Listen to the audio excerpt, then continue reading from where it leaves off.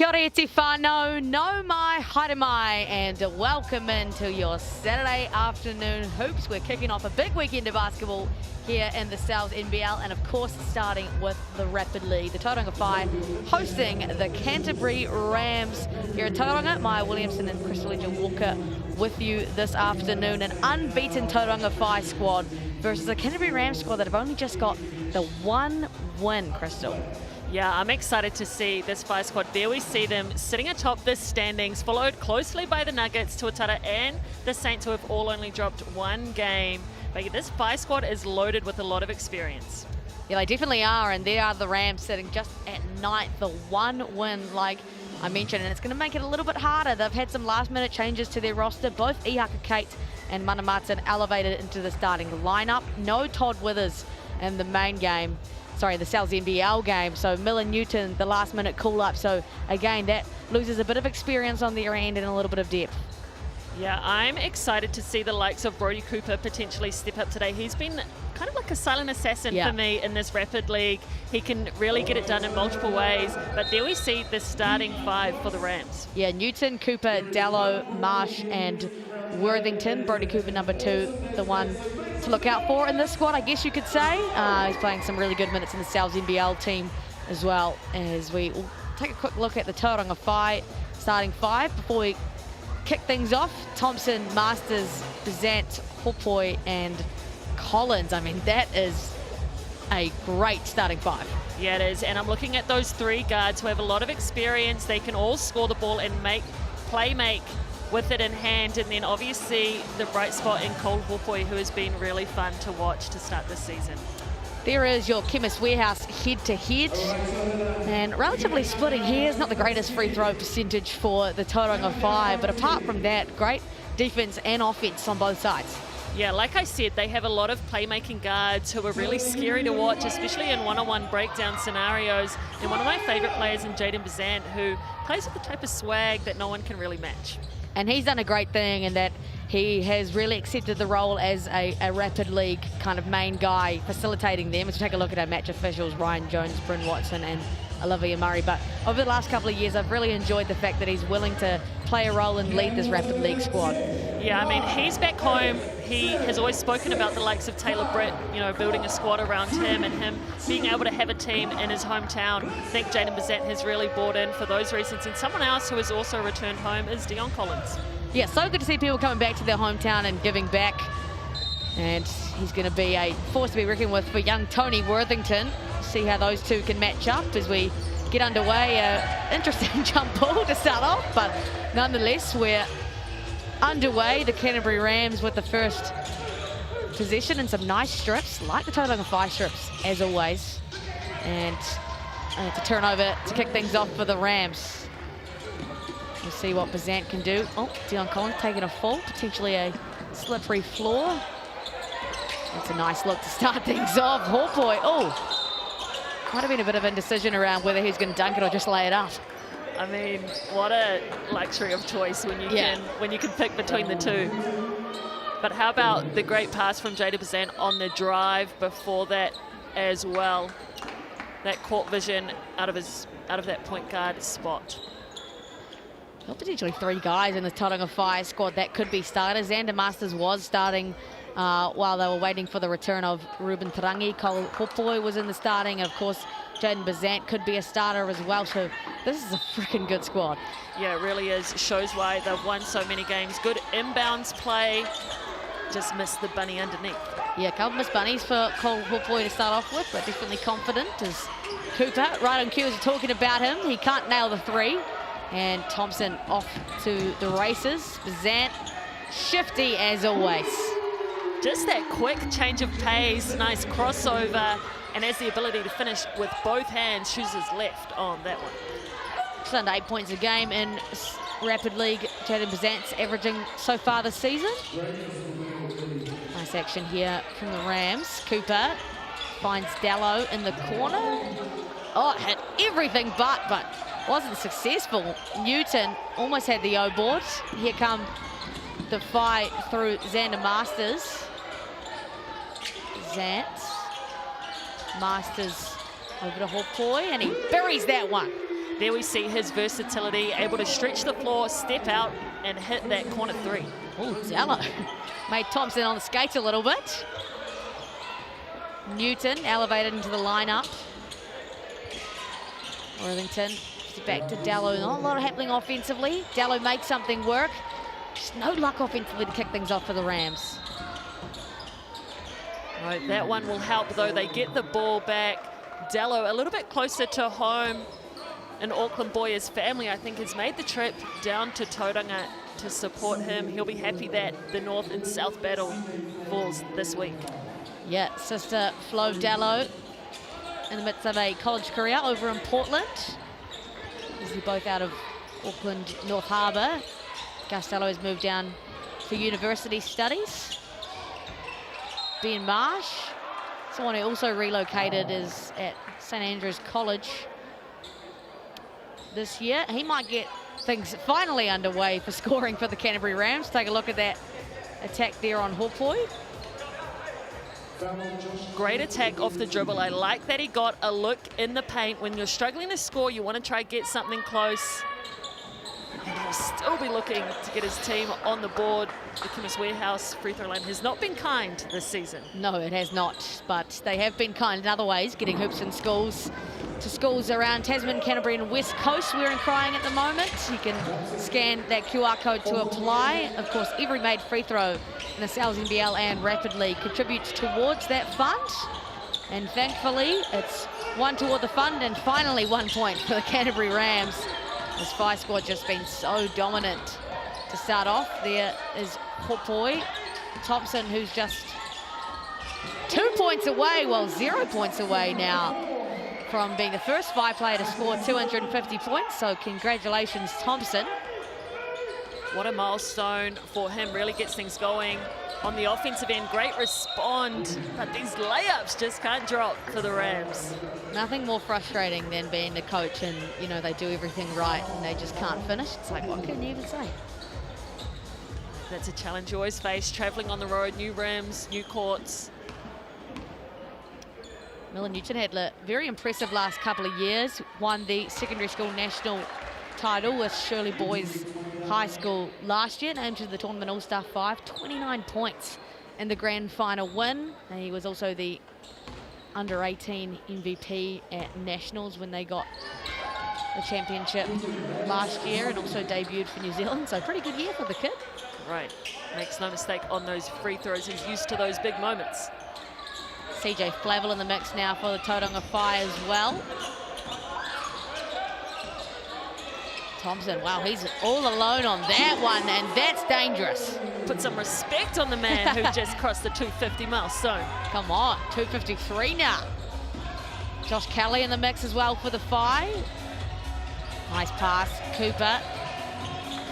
Hasn't been probably as involved as we anticipated him to be so far, Crystal. No, they are struggling by the looks, you know, for someone to stand up in that leadership role with a few of their players being elevated to the Sal's NBL game, and Thompson not happy about the missed call all the way the ball's going. Oh, looks like, has that been, no, it hasn't been overturned. It'll be Rams position just setting up who they want to inbound. Of course, the North versus South round in the Sal's NBL this week. It is currently 1-1 for Sal's NBL.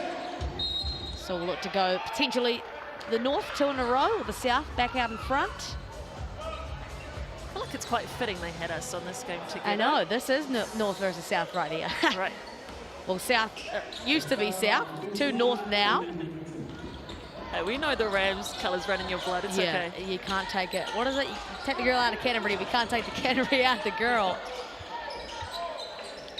Dying seconds of this one. Last possession of the quarter for the Phi. Master's been quiet so far. Can't respond with a lay of his own. And last quarter here for the Rams. They'll get under control through Gustello. No field goal scored at all in this quarter for the Rams. Can they change that in this last possession? Marsh, way off. And that'll do it for the quarter. A dominant start for the Tauranga Whai.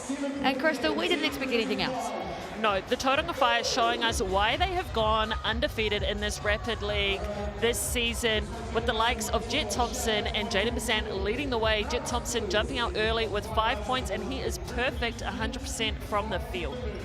And Jaden Bazan has only played 1 minute 46, likely to be heavily in the rotation for the Whai. So I guess it's a hard assignment though for the Rams, right? They've had 2 guys suddenly pulled out of their lineup, so it's gonna be a hard ask.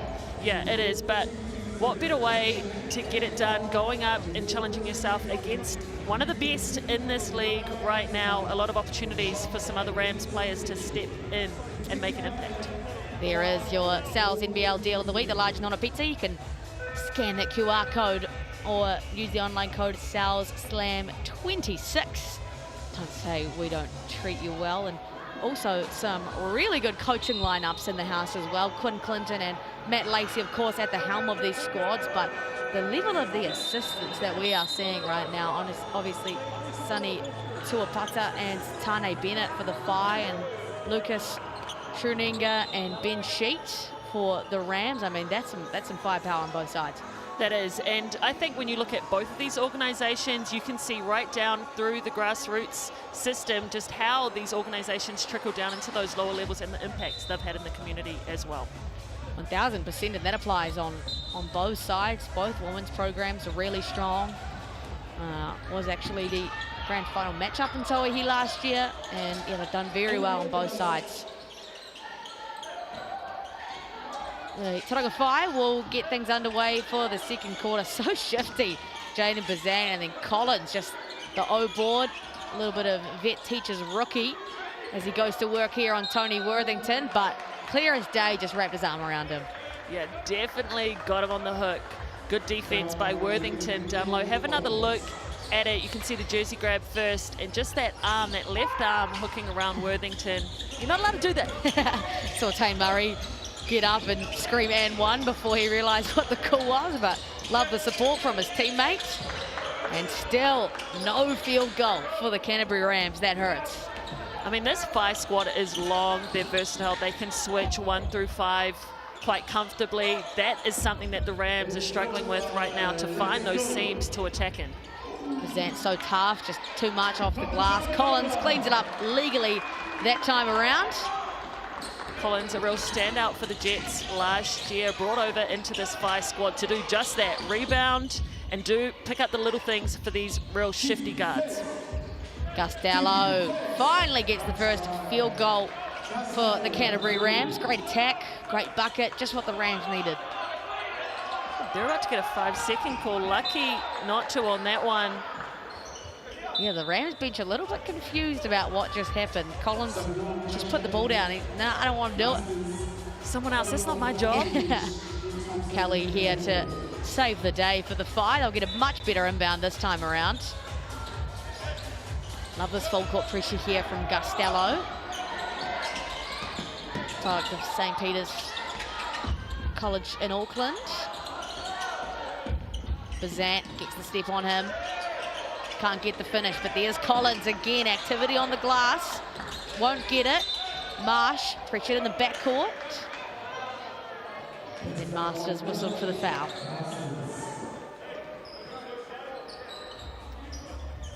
Of course, Masters been a real big part of the Whai over the last couple of years. I think we've really actually just seen him develop. He was really good in high school playing Whakaturu boys, but he's really flourished in this Whai program. Yeah, this is his 3rd season with the Whai, and we've known he can score the ball from a very young age, but really seeing him develop in this system, being able to stretch the floor and shoot the 3 ball at a really high clip has been impressive this season.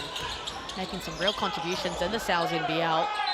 Kelly, a lot of physicality on that one. He got the late call from Ryan Jones. Just a lot of scoring opportunities across the board for the Whai at the moment. I like that they're getting paint touches, they're getting looks around the rim, and they're really challenging this defense. Look at Xander Masters out of the pick and roll, finding his big who has the size advantage inside. Josh Kelly, a product of Mount Maunganui College, makes the first one. He was in the under-17 New Zealand men's team got the chip in Oceania Cup last year, beating Australia. We love to hear those words as Kiwis. Absolutely do. Your name should be circled anytime that happens. His teammate Cole Hopoi in that squad as well.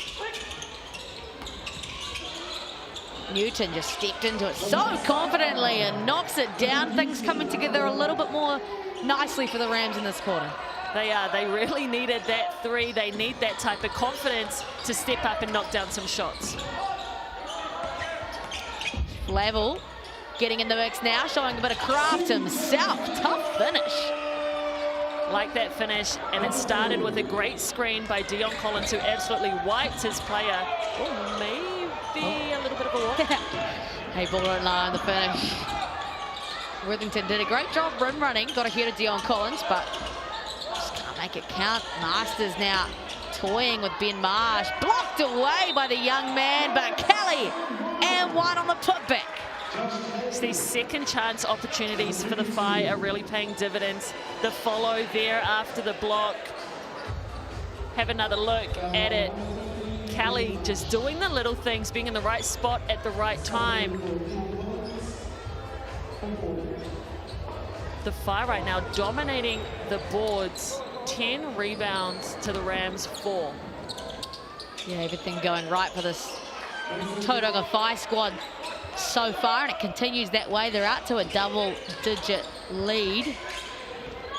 Of course, just a 5-man rotation so far for the Rams, and it looks like that's not going to change anytime soon. Newton tried to get in the mix on that O-board, but to no avail. So Manu Martin just pulled out of the Rapid League lineup relatively close to the game, and then Jake Holmes is registered, but doesn't look like he's getting in there, Crystal, so they might just have 5. Yeah, I mean, Jake Holmes has been playing great in the Sal's main game. The Rams will be looking to get a win in that one, so saving the legs. But yeah, these 5 out on the court need to get some stop, make some things happen. Nice steal there from Worthington out of the hard show. Dallow now the task to finish in transition, does get the foul call. Masters not pleased, but I like that physicality. Yeah, I like that the Rams are answering. They're throwing a punch of their own at getting to this rim, drawing some contact, and hey, doing what works, getting to this Chemist Warehouse free throw line. Yeah, I love Gus Dallow and his tenacity so far today. He's experienced in the basketball realm, to say the least. Of course, product of St. Peter's College, like we mentioned. Also part of the under-17 team that finished 4th at the World Cup in 2024. So he's got some experience behind him, and I think the Rams are needing that at the moment. Commentator's curse. Misses from the Chemist Warehouse stripe. Sorry about that, Gus. Cole Hopoi almost left alone. Finds Thompson in the end. Thompson gets the step on Newton. Won't get the and one. Sends to the floor. We'll go to the Chemist Warehouse. The Whai guards right now are just playing at their own pace. Just look at Jet Thompson. Wait for that screen. Wait for the paint to clear out. Gives himself enough time to get into the lane and draw a foul. He's got 5 points, 4 rebounds, 1 steal. Averaging 10 points a game in Rapid League, as well as 4 rebounds and almost 3 assists. He's put together a really nice stat line average, and is just quietly kind of becoming a little bit of a veteran in the Sal's NBL. Before the season, he'd already played 72 total games, and he's become quite a core part of this Tauranga Whai organisation the last couple of years. Absolutely, and especially in this Rapid League. He had the highlight of the year last year. Let's not forget the court heave. That was ridiculous. And he's shown a real maturity for the game. Just 23 years old, but it really feels like kind of a veteran part of the squad almost. For sure, does a great job at leading. Oh, Brody Cooper, just what the doctor ordered for the Rams. Gets a field goal to put them in double digits at halftime, but the Whai, they still lead by 10, and I know we've been talking about it as we take a look at the GJ Gardner-Holmes replay. Nice cradle of the ball there We've been talking about it non-stop, Crystal, but this Whai team almost just feel a little bit too talented right now. Yeah, they do. They're dominating this game. They're controlling the pace it is played at. They're getting what they want. The Rams looking for a response. Cooper, I know, can spark up like that. He's someone that will look to see get going in the second half. But Jet Thompson really setting the tone for the game. 7 points. Kelly with 5. Newton with 5, and Dello and Hopoi on 3 apiece. Once again, Thompson at the top of the list, 4 rebounds, all defensive. And Ben Marsh, the Hamilton boys ex-student, now at Stack, but a little bit closer to home, got some family in the building, feeling good there. And Masters with 2 assists. Ben Marsh, once again, 1 block and some steals. The Rams will be looking to get some more of those in the second half. Yeah, what else do you think they need to do in the second half? How do they respond? Yeah, defensively, they need to get some stops. We know the ball's not going down. You know, that first quarter only having 3 points is a massive concern, but getting some stops and chipping it away 1 possession at a time is what the Rams should be thinking. Of course, the official stats partner of the NZNBL is Chemist Warehouse, and we've seen stranger things happen in terms of Rapid League, right? It's such a fast game, and the turnaround time can be in the snap of the fingers, right? It's not all over for the Rams. No, not at all. 8 minutes is a long time in a Rapid League game. 2 quarters to turn it around and get it done. They can absolutely lock it up here. Of course, NZNBL coming up at 1:30. Battle of the North and the South this round. A complete Whai roster, everybody healthy. Can't say the same for the Canterbury Rams, unfortunately. No, and I'm so gutted that Mana Martin and Jake Holmes didn't suit up for this Rapid League game, because thanks to Mike Lacey, as we see a great comeback there by Dello, the good assist, and Newton finish inside. But Mike Lacey giving us some milestones to watch out for, and those 2 were on the list, very close to getting to 300 and 100 points apiece. Yeah, real shame. Mana Martin was just 1 point. He just needed the 1 bucket to become just the 4th player to 300 points. That's got to be gutting scenes. Right, put him in just for that. Wow. Yeah. Great block by Cooper. Just a pure athlete, Cooper. His bounce is so sneaky. I think he'd surprise a lot of people that are watching both the Rapid League and the NZNBL with his athleticism. Just a great pickup from Quinn Clinton and the Rams. And we see him line up the 3 as well. We know he can knock it down. But yeah, he does have bounce. I've seen him, you know, a lot of back cuts. He's quite smart off the ball as well. And that foul won't help the Rams, so it will give them a chance to reset their defense. Yeah, just deeming that one a little bit too physical from Worthington off the ball, trying to get attached in their screen coverages. Bazant closely guarded by Newton. Thompson has been so good. Bazant. Bit of a slow position here for the Whai, but he makes something work, gets to his padded pull-up, and he never misses those. He just never seems sped up. He looks like he's always in control, and the game goes at his pace. Cooper with a good find to Marsh. Yeah, it's lovely basketball from the Canterbury Rams. To no avail for Ben Marsh in the corner, and Kelly is pushed out of bounds after that missed 3 from Marsh, but that's great signs. Yeah, the Rams really struggling from deep in this one. 12%, 1 from 8. Flip side, look at the Whai. They're 2 from 3 outside. We can see the intent of getting inside, getting those paint touches, playing off 2, and getting easy looks around the rim. Yeah, 10 of the 21 points for the Tauranga Whai in the paint. For the 23 points, I should say. And just 6 for the Rams. So made a living from the Chemist Warehouse strike, 4 of 6 so far. Thompson and Dello, a nice guard battle that we're seeing here. Great job putting pressure in the backcourt. Thompson is facilitating the offense. Look for the options, pulled it himself instead. Battle on the boards. Oh, Colin looks like he might have got one to the face there. Putting in an absolute shift on the glass. Yeah, I think he has a little bit of blood in the mouth. But he is. He plays a very physical game down low. Look at him there. Good positioning, but I think he might have caught Marsh's elbow on the way down.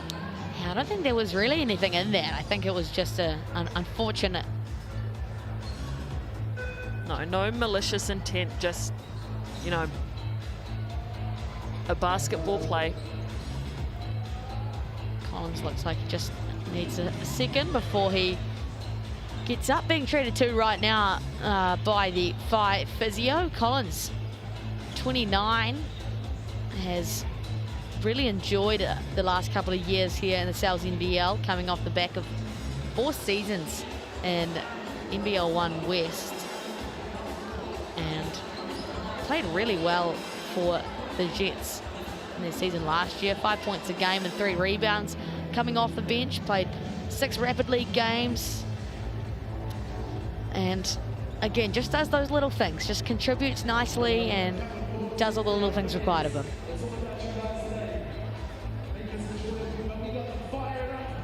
Such a good role player, such a physical presence down low. Hopefully he'll get fixed up. We'll see him back at least in the NZNBL, if not this one. Yeah, he's taken that like a champ. Looks to be okay, but have to be very careful about those sorts of things in basketball. Anything taken to the face, have to be very careful. As he takes a seat there, is being attended to and has some love from his teammates, and we should be back underway very shortly. Both teams just taking this as an opportunity to regather.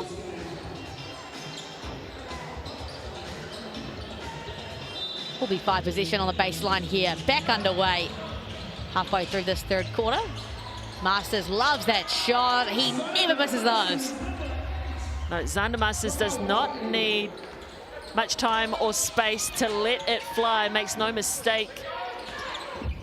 40% from the 3-point line in Rapid League so far. Xander Masters. Newton pulls up on a time. Miller Newton, 9 points already for the Rams. Okay, Miller Newton giving us a taste of your bag. He's like, don't ever put me as an emergency player ever again. 9 of the 15 Rams points coming out of Newton, and he has not missed a field goal. Level, so athletic, plays through contact. Dallo almost mishandled it. Finds Newton again. Has not missed a field goal. Great work by Dallo to find the hot hand. Newton set, feet were in place, ready to line it up, but great work from Dallo to know who's hot. Dallo's a smart point guard that the Rams need to control their offense right now. Newton, he's up to 12 points of the Rams' 18. Thompson, great pass into Kelly, but just can't make it count. Yeah, I like that pass from Thompson away from the defense. Cooper trying to go fast. Something tells me the Whai didn't like that call. Well, you know, CJ Flavel did it at least. Like the aggressiveness there of Brody Cooper. Gets himself to the Chemist Warehouse.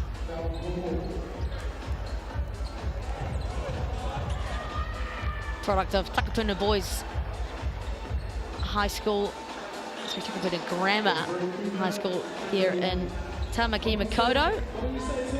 Played for North Harbour and is in his 2nd year with the Canterbury Rams, a scholar at Lincoln University. He's been a real great pickup for the Rams, like just a kid playing uni ball in Christchurch, and all of a sudden he's a massive part of their organisation. Right, he's like, take my name. I think he really fits the style of play that the Rams try to play with, that versatility, the ability to stretch the floor and also get downhill. The Rams struggling right now to stop the Whai getting downhill. Cooper, as we're talking about him, shows that athleticism. He won't make the finish, but the Rams have definitely done a good job to etch themselves back into this one. They still trail, but only by 6. Thompson shows off his handles. Can't find the skip, but a late whistle. Worthington can't be stoked with that one. Yeah, don't like that call if I'm a Rams fan. it has actually been a successful quarter for the Rams. They're winning 9-5. Turned it around a little bit. Thompson makes it count. Up to 8 points. You like to see that from your squad, though, if you're the Rams, the response they've had this half. 3.5 on the clock. They do still have their BNZ player timeout. They might be wanting to save it for the fourth quarter, though. Interesting, we didn't see one at all in the first half. Newton, is he going to get his first missed field goal here? He is, unfortunately, as the Whai continue to stay out in front and hold it down in Tauranga. But they're only up by 8. The Rams did a much better job in that quarter. Yeah, especially defensively, holding the Tauranga Whai to 6 points in that one. But a big last 4 minutes, a lot of push. They'll want to push the pace. Time is not on their side. Brodie Cooper showed a lot of promise in that quarter, but Newton has been the guy that's shown up for them today.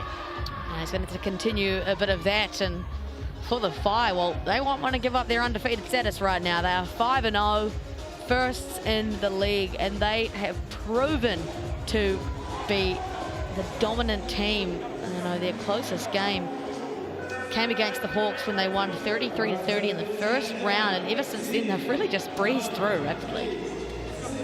Yeah, they have. We've been saying it this whole time, but a lot of those guys, this is their 3rd year in the Whai squad, been with this organization since it began, and have really bought into the culture, the pride down in Tauranga. I think there's something really to say about continuity in the Styles NBL. That's a massive part of championship winning teams, is always the continuity in their squad. Absolutely, and you can always see it in these first few rounds of play. 4 more minutes here in the Rapid League. Of course, the Rams just the 1 win, the Whai undefeated. They'll look to continue that streak here in their home gym. And then 1:30 the tip-off in the Sal's NBL. Kelly, just so aggressive to the rim, gets the M1 to start the quarter. A dream first possession for the Whai. Absolutely. Cole Hopoi, does he get the assist for that behind the back? Surely. But how about Kelly, his high school teammate, going straight up at the rim, challenging the D, coming out on top.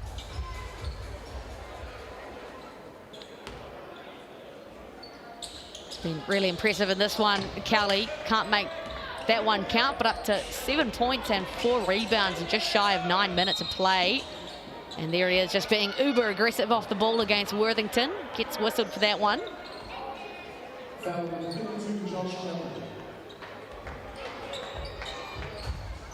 Time ticking against the Canterbury Rams to make something work. Worthington finds Cooper, who's been quiet by his standards. And another turnover for the Canterbury Rams. Worthington commits another foul. He must be getting up there. Hey, it's Rapid League. It happens fast. I haven't seen too many people foul out of Rapid League. And he just did. Oh, well. Worthington, in a rare occasion, Crystal, has unfortunately fouled out. They're going to play with... Wow. Well, I think Jake Holmes is actually in the mix. I think they were just opting not to play him to save his legs. So, well, yeah, he's in the mix for the last 3.5 minutes. Oh, to be young. I hope he got a little warm-up in. So, yeah, not what the doctor ordered for the Canterbury Rams, but Worthington had a tough cover with both Josh Kelly and Dion Collins, and sometimes that's just the physicality you got to play with. Yeah, I mean, Dion Collins and Josh Kelly have been playing a very physical game, pushing them off on-ball screens, making it hard down low. Newton showing a bit of craftiness of his own and a tough finish over CJ Flavel. Just exactly what the Rams needed at this point. 14 points for Miller Newton, and they give up a foul on the other end. They just haven't been able to stop this squad. No, they haven't. And Cole Hopoi, to me, just looks so dangerous coming down in an offensive transition. Little one-hand pickup. A year 13 student at Mount Maunganui College, but plays a lot older than that. Of course, like you mentioned, a New Zealand representative over the last couple of years. Older brother Kara Hopoi was a big part of this FI squad in the last couple of years as well. And father Dave Hopoi, also a former NBL player. Just runs in his blood.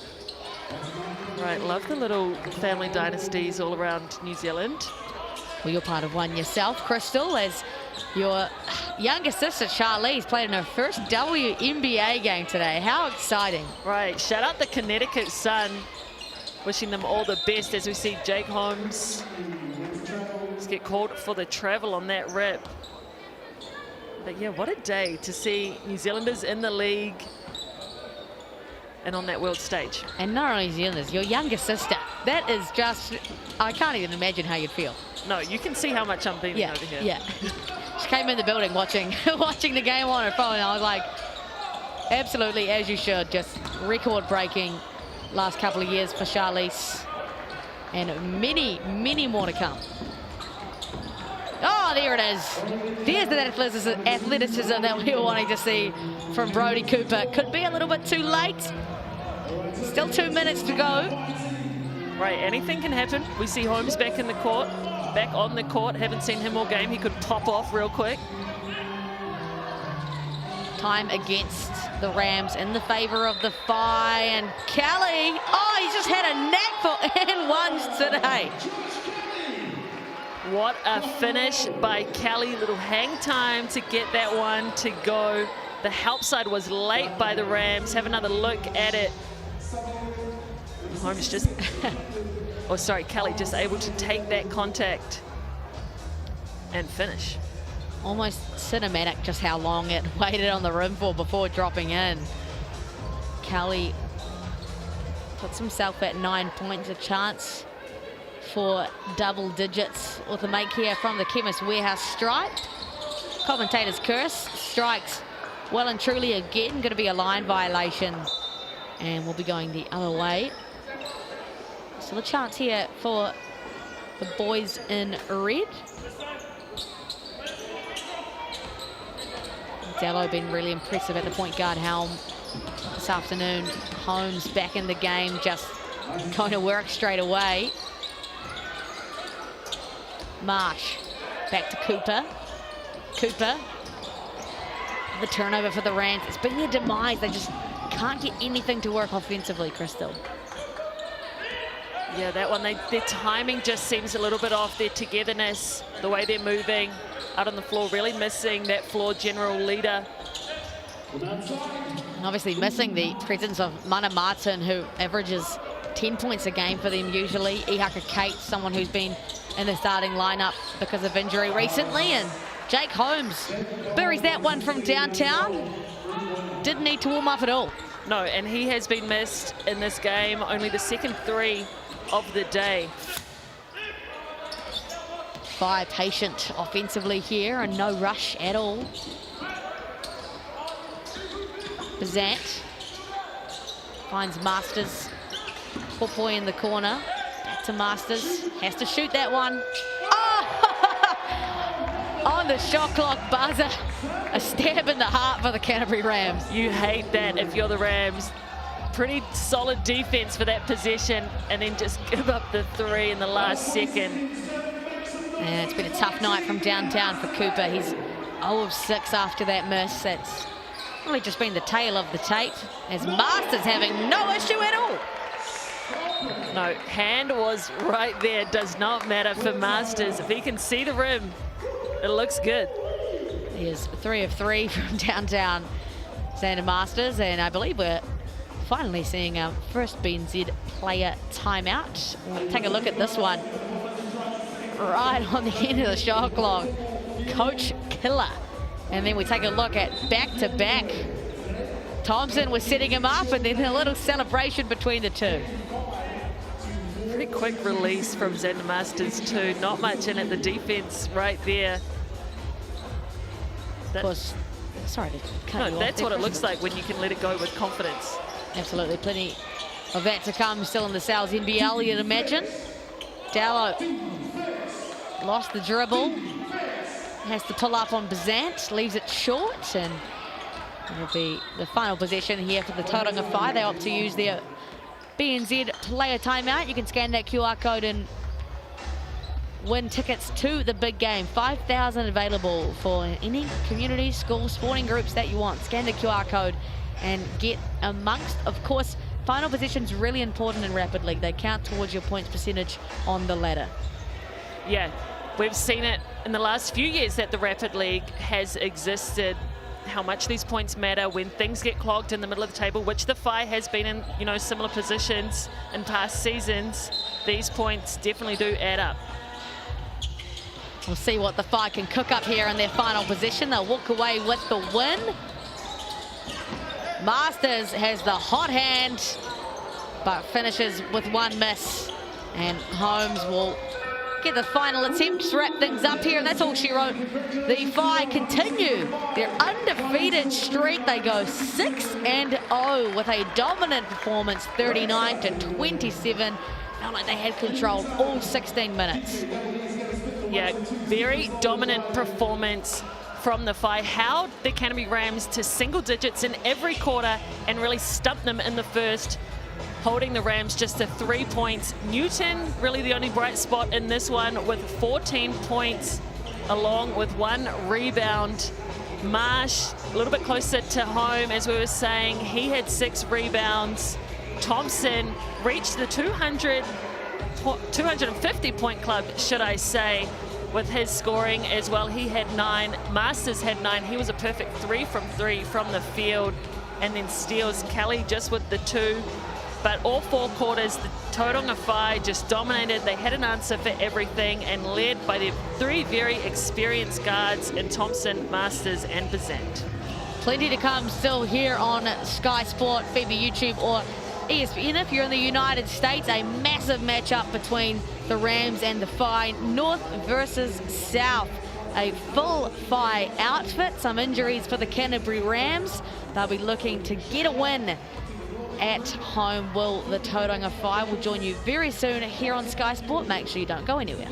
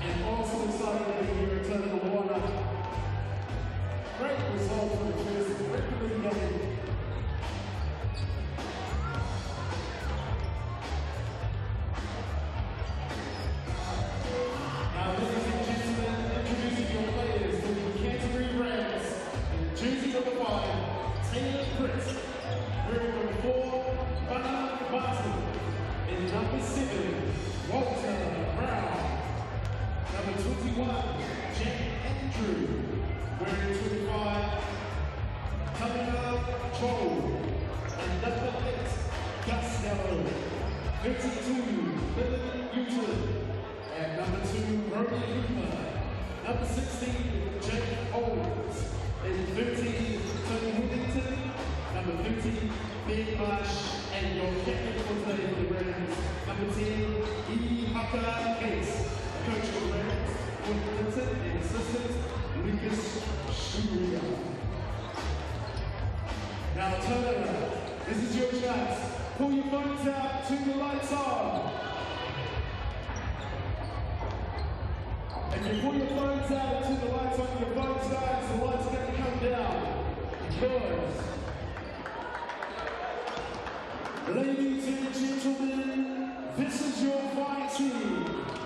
On the bench, number 4, make some noise for Jim Thompson. Number 11, Dion Collins. And number 8, Sandra Masters. Wearing 13, CJ Flato. And number 1, Josh Kennedy. Wearing number 6, Jaden Bazat. 66, and number 5, Cole Hookoy. And your starting team for the fight today, wearing number 2, Nicholas Stara. In 88, Isaiah Ross. Number 6, Tammy Murray. In number 22, Nicholas Tucker. And finally, number 7, Ruben Tanami. Your head coach for today, Ben Lindsay, assistant coach, Sunny Tuoputu. That is us, ladies and gentlemen. Fire! Tauranga, make some noise!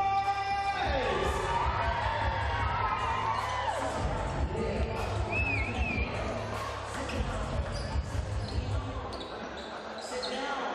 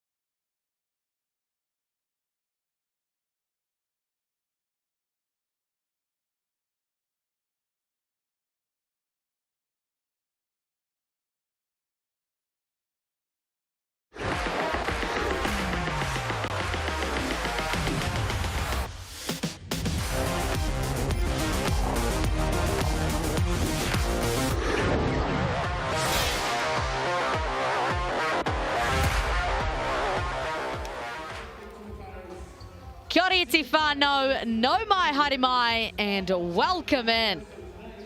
Sal's NBL action on your Saturday afternoon. We're kicking off a weekend of hoops starting here in Tauranga as the Tauranga Whai hosting the Canterbury Rams in round 5 of Sal's NBL, otherwise known as the North versus South round. It's currently 1-1 the tally. Can the Canterbury Rams get back and get on top, or will the Whai push out the North streak and get back out 2-1? Maya Williamson, Crystal Leisure-Walker with you this afternoon. Now the Tauranga Whai losing 3 games in a row, currently on a bit of a streak, and the Rams coming off a really good win against the Otago Nuggets. The Whai back to a full outfit. Now they're going to need some good momentum to come and compete against a strong Rams team. Yeah, they are. They've had a couple pieces that came back in last week, and Ruben Terangi and Isaiah Ross, who's still trying to find his feet in this league. So I'm excited to see, with another week under their belt, have they made some adjustments and solidified their squad that extra step. Looks pretty 50-50 on the Your Shout poll so far. Scan the QR code and have your say, but the fans are pretty even at the moment, and that's probably fair enough. I mean, I like to see it. I like our fans getting involved at home, and what better week to do it. And with the Whai side this time going for the North, hopefully they can get up. Yeah, this is a North versus South commentating squad as well. I mean, they've really outdone themselves at Sky Sport, and yeah, exciting to have just like a little bit of an extra edge of competitiveness for these two squads. To take a look at the Sal's NBL standings, the Otago Nuggets on top, the Tuatara and the Rams all 4-1, but the points percentage is strongest for the Nuggets. So that's good signs for the Rams coming into this one. They've just dropped the ones for the Bulls. Yeah, that one game versus the Bulls as well. They were without Cho, who's back in the lineup tonight. They're missing some other pieces, but it's always good when you have that guard coming back in, especially as a backup for Taylor Britt. 100%, and we see there the Whai at 8. They're 2-3. I don't think that's necessarily reflective, Crystal, of the talent they have in their lineup. No, absolutely not. Like I said, they're bringing in those 2 new players who they got last week, and they met a really tough Bulls squad who's firing right now. They're on a roll, so looking to see if they can stop their losing streak, their slide that they're on, and respond positively today. Definitely think we'll see a bit of that. Matt Lacey will have some things to say as we take a look at the upcoming games for today. After this, the Hawks and the Nuggets. The Hawks still without a win. It doesn't make it any easier that they're playing the top of the table. And then tonight, the Jets versus the Sharks. They've already played once and playing against each other again. Then we're continuing the North versus the South with the Tuatara and the Giants, and then capping things off with the Saints versus the Bulls. Cheating a little bit in North versus South, but we're just going to take North and South of the North Island to round things out. That's going to be a great game. Yeah, the Bulls, like I said, their 3 guards are playing really confident right now. They're on a roll, and things just seem to be rolling. Things are clicking. But the Saints, we know they're talented. We know that they've always got a target on their back, and they'll be a hard squad to go against. Yeah, the defending champions, right? They have that kind of on their chest. We'll take a look at the Rams starting 5. Now, Cho back in the game, like you mentioned, but not starting. Withers out of the game with a hip injury. So Martin and Kate elevated to the starting 5 alongside the Kiwi trio of Britt, Brown and Andrew. May change how things look a little bit for them today, Crystal, but they still have that same style of play that's tried and true.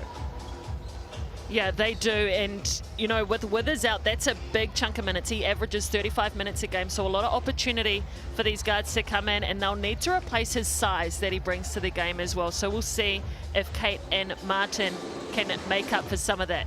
Well, speaking of size, they have the tried and true Kiwi Jack Andrew playing at the 5 and having a great season so far. We caught up with him earlier today. Jack, yourself and the boys coming off a really strong bounce-back performance. How do you kind of keep that consistency on the road? So bringing the same energy as we did last game. The defensive intensity is great, and if we can stay consistent for 40 minutes, I think we'll be in a good position. Now, in terms of the Whai's defence, they've been a little leaky at times and have struggled probably the last few games. Where do you look to target them today? I feel like we play a very similar game of basketball, so we know where we can attack and make their defensive reads and stuff, so just that, and also winning the rebound battle will be big. Now, your matchup in the post, obviously Nick, a fellow big man and knows his way around the paint as well. How do you kind of, I guess, get the best out of that matchup for yourself? Yeah, it's definitely going to be a good matchup. for me, it's just limiting his chances around the hoop and stuff, and winning the, like I said, rebound battle will be a big one, for sure. I think that seems to be the tail of the tape today, Crystal, is how well both these teams can rebound the ball. The Rams notorious for being a strong rebounding team, but that's kind of been one of the Achilles heels of the Whai today, and that's going to hurt them if they can't get a lid on that. Yeah, absolutely. Rebounds, those extra possessions matter, especially when you get down the stretch in games when they're tight.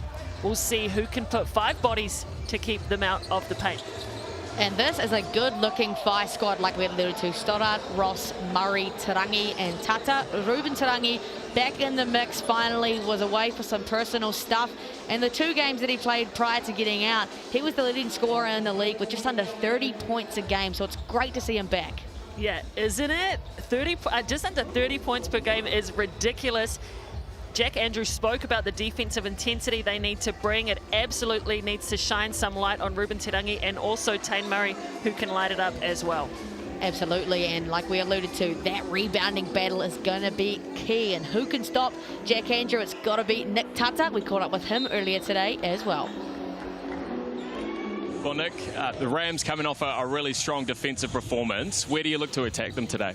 Well, they have a similar style of play than us. So right now we're looking at the 1%ers. Pace, effort, and just trying to slow them down the court. Maybe cause some disruption at the defensive end. Now, for yourselves, your own defense struggled a little bit at times. Where do you need to tighten up today? Tighten up shooters. We're going to make sure we win that 3-point line. I think that's the key to us. I know we got the paint covered. It's just to make sure, can we talk to our teammates and make sure they're in the right places. And for yourself personally, a strong matchup most likely today against Jack Andrew. Where do you look to expose him and kind of target? Just athleticism, just try and outrun him and just see how that ends up. Because I know he's a strong fella. So, you know, it's going to be a good matchup today. I'm looking forward to it. Well, it's the battle of the North and South and battle of the bigs. Apparently, Jack Andrew being coined as a strong fella. I think that's probably appropriate, don't you reckon? Oh, absolutely. The way he plays, the way he moves, he's a big body when he's coming through and does a great job of getting the likes of Taylor Britt, Walter Brown open on his screens as well. There is your Chemist Warehouse head-to-head, so scoring far more prolific for the Canterbury Rams and a better defensive output for them as well. Yeah. The Tauranga Whai, we've spoken about Ruben Tarangi and Taine Murray, who can light it up and individually get going. But we want to see if they can, you know, put 5 people on the floor that can contribute, get into those double figures to get that scoring average up. And how about that key matchup between Taine and Walter Brown? They're averaging over 22 points per game, and Walter Brown looking at a double-double consistently. Yeah, he's playing some of the best basketball of his career. As we take a look at the match officials, Ryan Jones, Bryn Watson, and Olivia Murray. Like you alluded to, Crystal, Walter playing some of his best basketball, but Taine Murray in his NZNBL debut this season, and he has been nothing short of what is expected of him. 23 points a game, like you mentioned. First and threes made, averaging 4.5 makes per game. He's going to light it up, and I think another matchup that we're excited to see is Britt and Stoddard, the battle of the guards. Yeah, they're both so dangerous in offensive transition. They play with their eyes up the entire time and do a really good job of spacing their team out and finding them when they're open. I think that's going to be the key. It's which point guard can really take control of this game. 100%. I think both big men alluded to in their interviews how similar the style of plays are for both these squads. They both play with a really nice blend of Kiwis and imports, so it really is going to come down to the 1%ers and the guards that control the game. Yeah, absolutely. Let's keep an eye on that. The rebounds, the 1%ers, who's getting those 50-50 balls, who comes out with the more intense type of style today. The battle of the North and the South and the battle of the bigs, the Whai looking to cut short their 3-game losing streak. Rams looking to go on one, and the Rams will have the first possession here in Tauranga, kicking the weekend off of hoops. 2 more games to come today in the NZNBL. 2 more tomorrow. Britt finds Walter inside to Andrew. The big fella kicks things off. Too easy for the Rams. Quick pass out of that on-ball screen and easy right back into Jack Andrew down low. Going to see plenty of that today. We'll see if Nick Tata can throw a punch right back. Stoddard, Tarangi, first 5 possession. Running out of time. Pass inside to Tata. And there you go, punch for punch.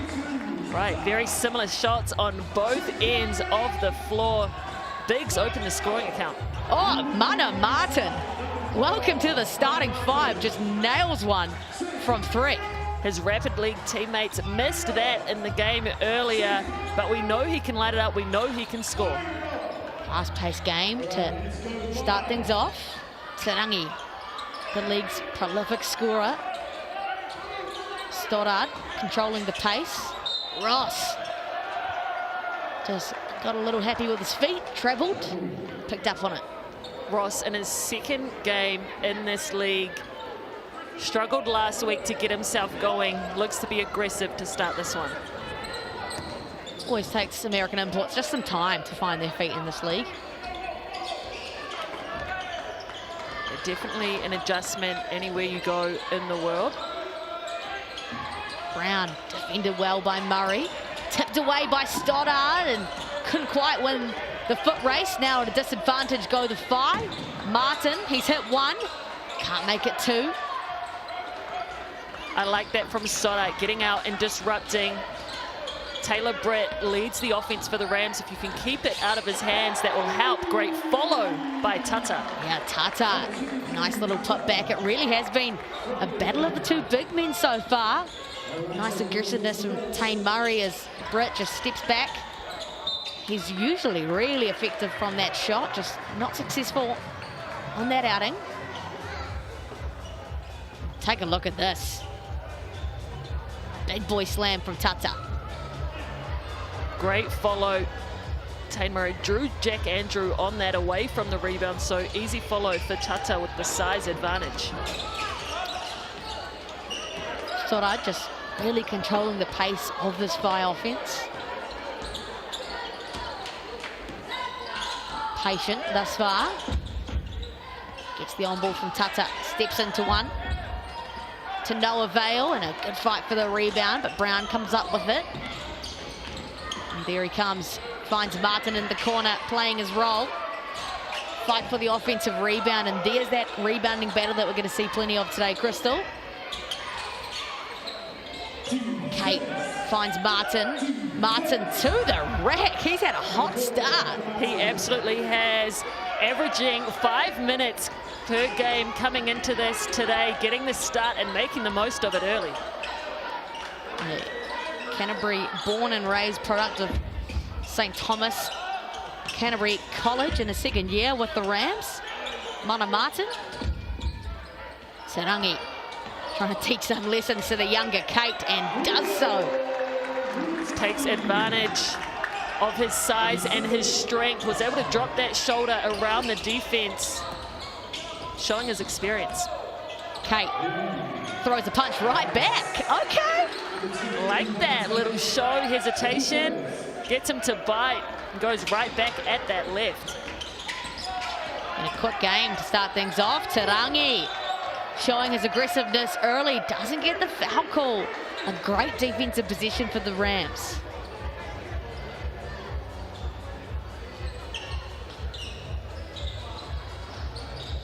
Get it into Brown. Brown gets it back, playing some really good basketball so far. Floats it into Andrew. Oh, blocked away by Tarangi. No, it's not. Thought he got away with one there. Andrew with the smile. He went for the poster. He said, no, no, no, give me that back. We'll take another look at that. It would be rude not to. Tarangi coming across, just getting him on the arm, and yeah, no arguments from anyone. I like that from Andrew. Very aggressive early. The young man trying to get a highlight reel in the first 4 minutes of the game. I mean, we've seen him do that time and time again. We know he can absolutely get up. I like the pass from Walter Brown as well to draw Nick Tata out of the paint and give Andrew the space to do just that. Andrew, 17 points a game as well as 10 rebounds. He's 3rd in rebounding in the league, 1st in offensive rebounds. As Brett floats it over to Brown, so successful in their transition offense. It's a hot start for the Rams. When you talk about continuity, throughout the years. Those two know each other so well, know how to play with each other. Taylor Britt fighting Walter Brown with the no-looker in trans. They've really been the cornerstone of the Canterbury Rams the last few years and the championship run as well. Of course, Isaiah Ross gets his scoring underway. That's a great sign for the fight. It is. Can tell he's a bigger guard that likes to body his way into the paint, comes up successful on that. Martin taking on the baseline, gets a foul call. Another thing that we often see is the imports just adjusting to how the game is refereed as well. He'll pick up his first one on Mana Martin as we have our subs come into the game. So Taminang Cho in the mix after a couple of weeks off for injury. This is going to be a really welcome burst off of the bench. Yeah, he goes for 20 points per game, 29 minutes per game, but just such an explosive guard, and we're used to seeing him do things like that, get into the paint with ease. Fine now to respond. Ross, no luck. Tata tips it away. It'll be Rams' possession. Early shot clock attempts there from Ross.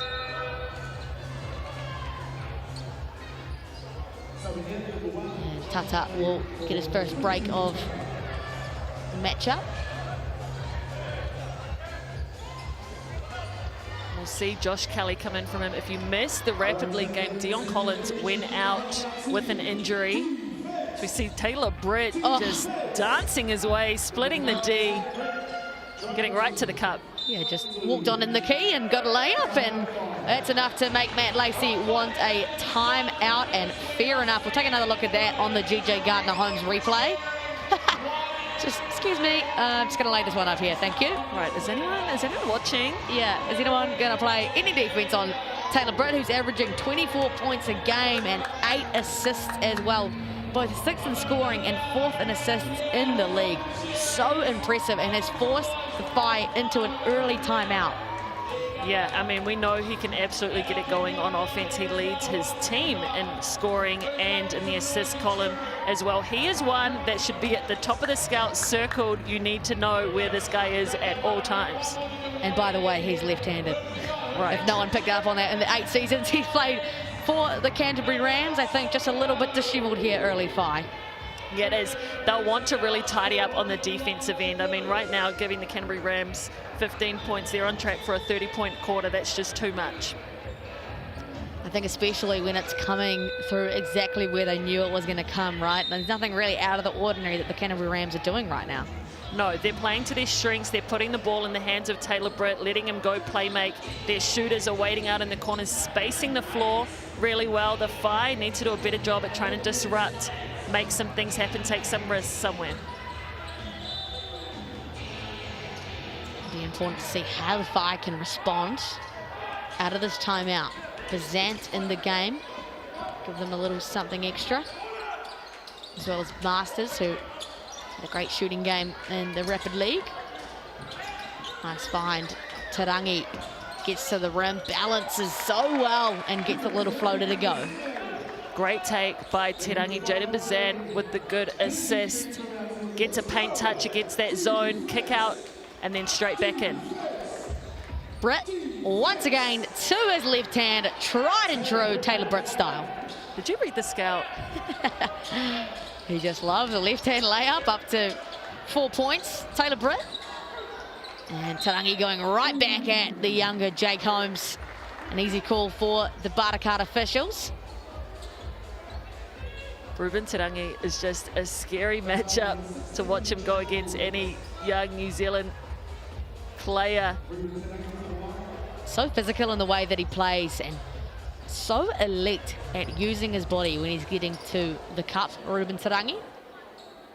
Using his body and also using the defenders as well. He does a great job of, if you're playing him too aggressively, having those right reads, spinning off players, using his size or his ability to knock it down to make you bite.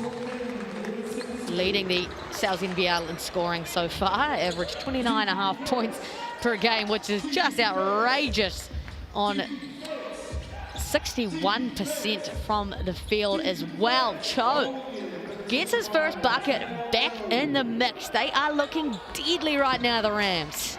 Cho is such a good complementary guard for Taylor Britt.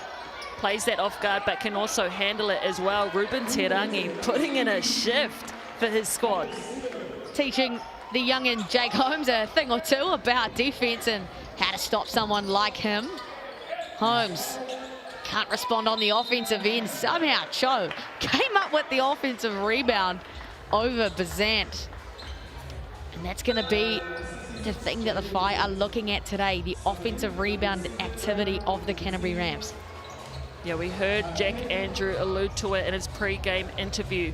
The rebounding battle is what they're trying to win, as well as the game, obviously, today. Yeah, they get just 67% of defensive rebounds, the Whai. That is 11th, so last in the league. And unfortunately for them, the Rams are the second best offensive rebounding team in the league. So a massive focus point for this Tauranga side. Brown doesn't need much time or space. That one is off to the left. Bazant now, the backup point guard for Stoddard. Finds Masters. Murray, he's been quiet today. Inside to Tarangi. He's had a hot hand the last couple of possessions and goes back to the exact same move and gets to the Chemist Warehouse.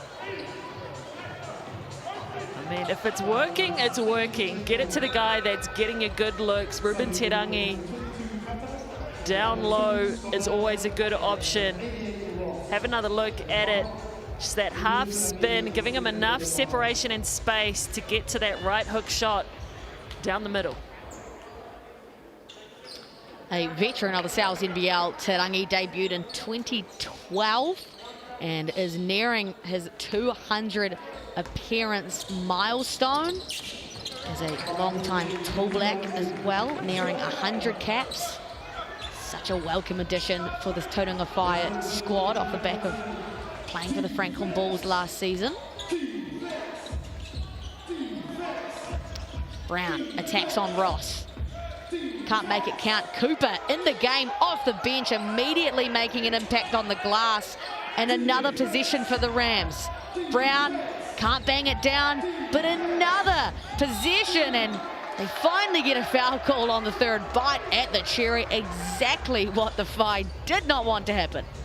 No, the Rams just looking like they want the ball more than the other squad right now. Fighting hard on the glass, putting bodies on players. 5 O-boards already, Crystal, 3 of which just came in that little burst there. And Brown made something of it, but misses the first from the Chemist Warehouse, although I think there was some sort of a stoppage, so might get 2 more attempts. Looks like this will just be the last one. Brown goes 1 of 2 at the Chemist Warehouse stripe. And enjoying a really good South NBL season so far. 22 points a game, just under 10 rebounds, 4 assists, shooting it at 55% from the field and 46% from downtown, playing some of his best basketball, Crystal. Yeah, he's had a really impressive start to the season. I was saying it to you earlier off air. I think with Max Darling leaving the squad, it's opened up some more opportunities, some more touches for Walter Brown to really explode. Absolutely, and just leveled up in terms of his creation. He's always been a slasher, but we've kind of seen him step up in the sense that he's coming off ball screens now and creating a little bit more. Yeah, I think, you know, in terms of being the #1 option or scoring option on a team, he's felt, you know, more pressure there, or more responsibility, should I say, that he's had to step up and make things happen. I mean, it's working for the Canterbury Rams right now. They look pretty good as Cho gets another bucket in his return. He has been firing on all cylinders. He has. He's a springy guard. You can see it in the way he moves. Just elusive and quick off the dribble. Hard to stay in front of. All momentum going the way of the away team at the moment. Stoddard. Nice skip over to the corner. Porpoy can't find an advantage. Gets it back to Stoddard.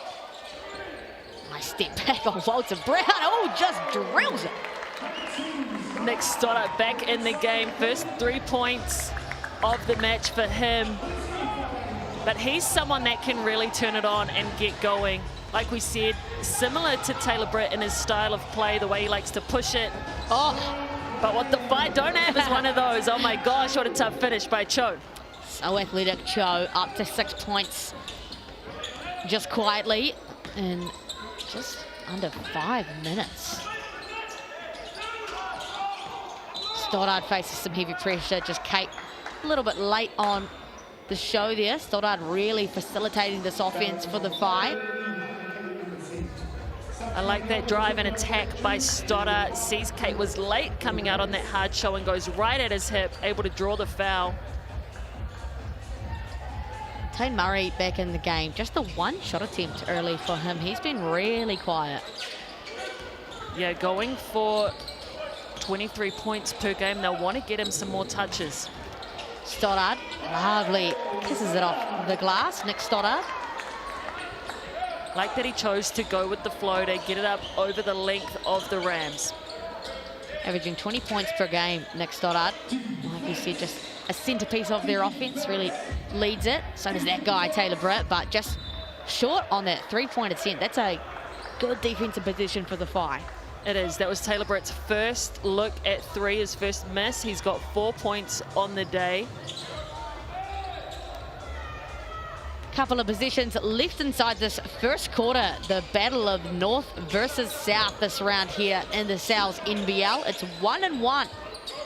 And of course, the Tauranga Whai looking to beat their losing streak, 3 games in a row that they have dropped. And that will not help a turnover by way of Nick Stoddart. I mean, I like that pass by him. I like the look for Masters inside. We know he has the ability to finish it in there. Just wasn't ready for the catch. Andrew gets it to Cho eventually. Gets it inside to Andrew, who was just way off on the finish there. No O board for the Rams, and final possession here for the Tauranga Whai. Stoddart gets Brown on the step. Lovely finish from Stoddart to bring the Whai a little bit closer at the end of the quarter. A great second half of that quarter, Crystal. Yeah, thanks to that guy right there, Stoddart, getting things going on the offensive end of the game. And just like that, 3 points in it, the Whai straight back. Yeah, the Rams just winning the battle of North versus South so far in the first quarter. They are up 24-21.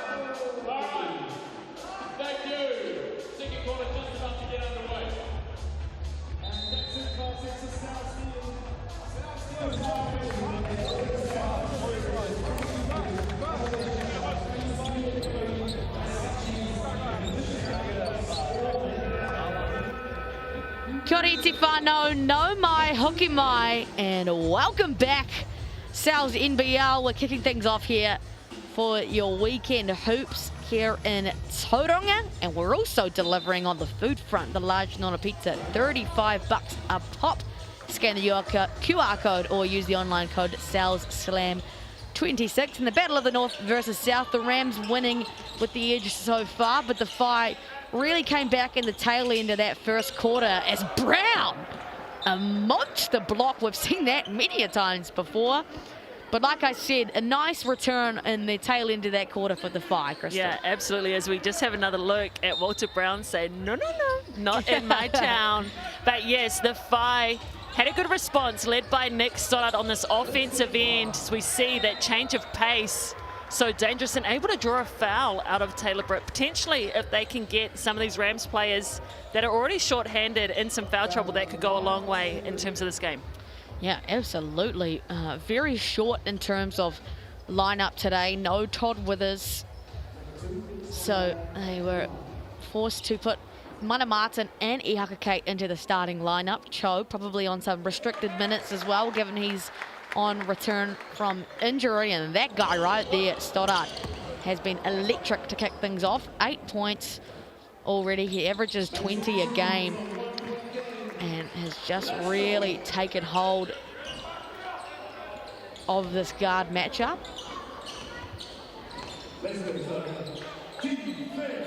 Rams with their first offensive possession of this quarter. Martin can't find Andrew. Kate gives it back to Britt. Shot clock at 5.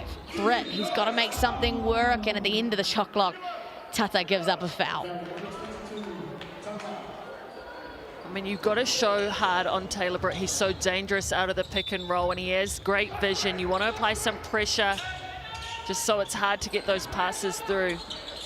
Got a little bit caught up there, Tata, and Brown fades away, kisses it off the glass. Great bucket for Walter Brown. I like that. Stop on a dime. Choose to take the little fadeaway, get some extra space over the big man. Up to 5 points, Walter Brown. Stoddard attacking once again. And we'll head to the Chemist Warehouse for his second trip of the evening. It's been so impressive so far, has shown a real knack at getting to the cup. We'll take another look at that. Just restricted the ball screen and showing Mana Martin how it's done.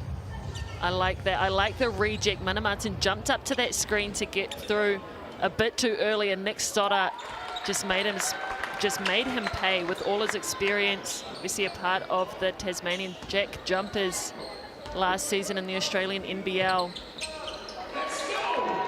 Makes both of them count, and just like that, it's become a 1-point game. What can the Rams do here to respond? Kate, Britt, attacks on Stoddard. And there it is, Taylor Britt once again. That's what they need. Yeah, Taylor Britt these last few years, to me, has really developed in getting through people's bodies, learning how to play around contact. And that time shows us how he's still so slippery to guard.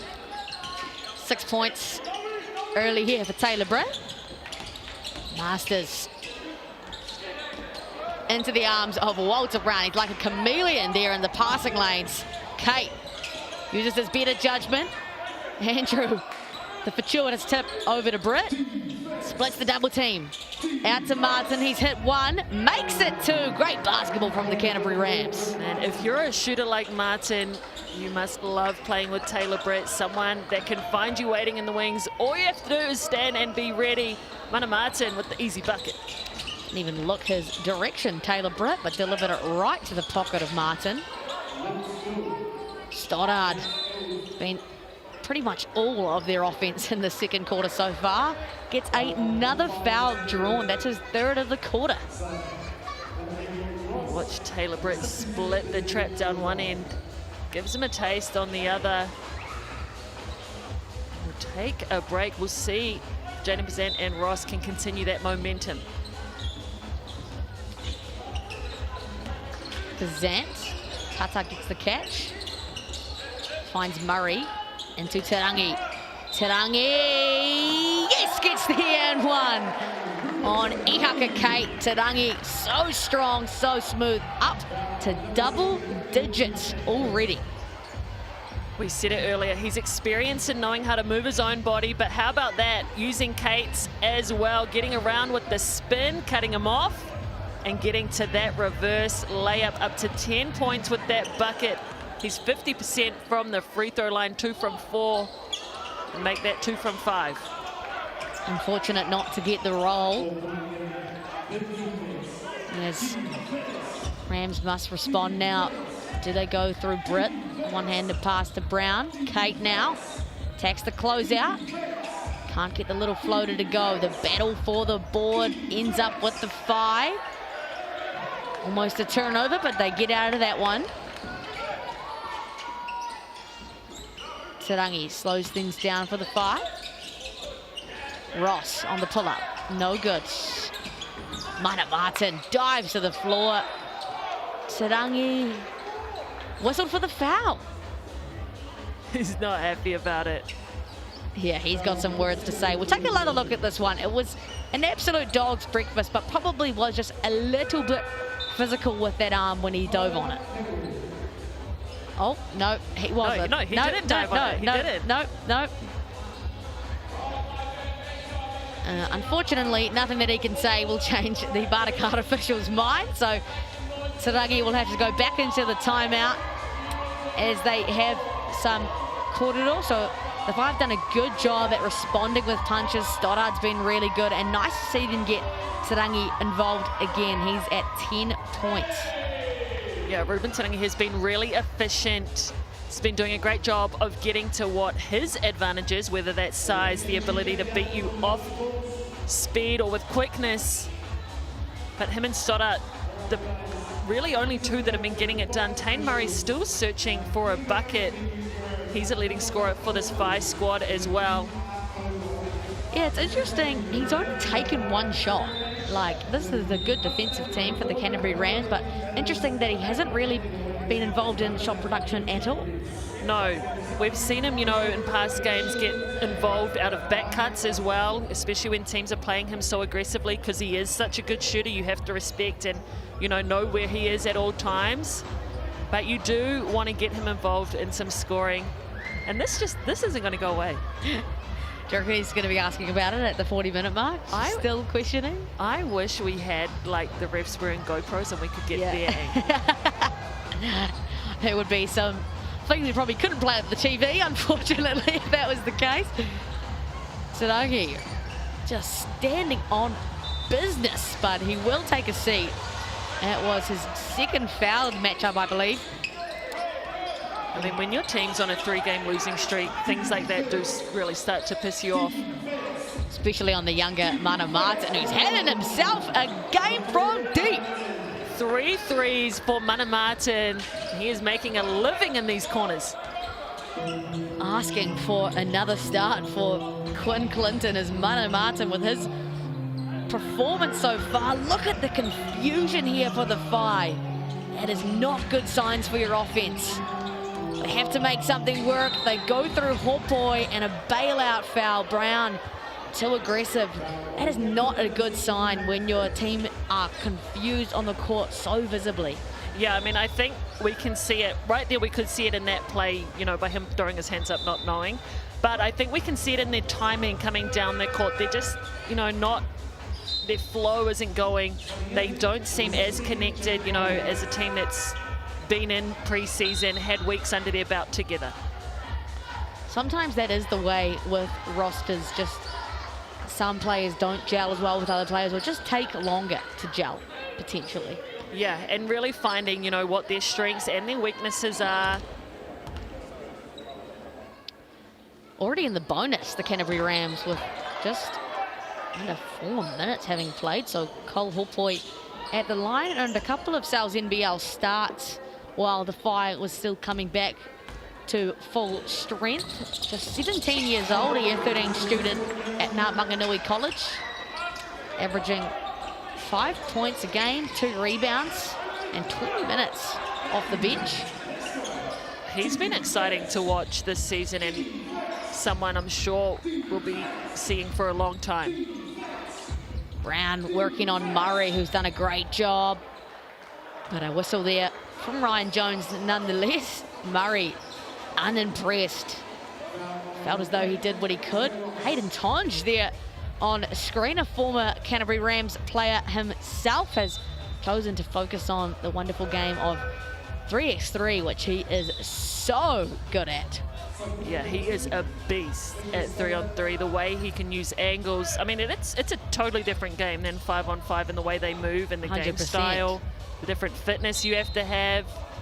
But hey, don't take full credit for him. He's from Rotorua. Might be in on the north battle. Yeah, he's north and south. He wins either way, Hayden Tonge. Great to see him supporting his prior team.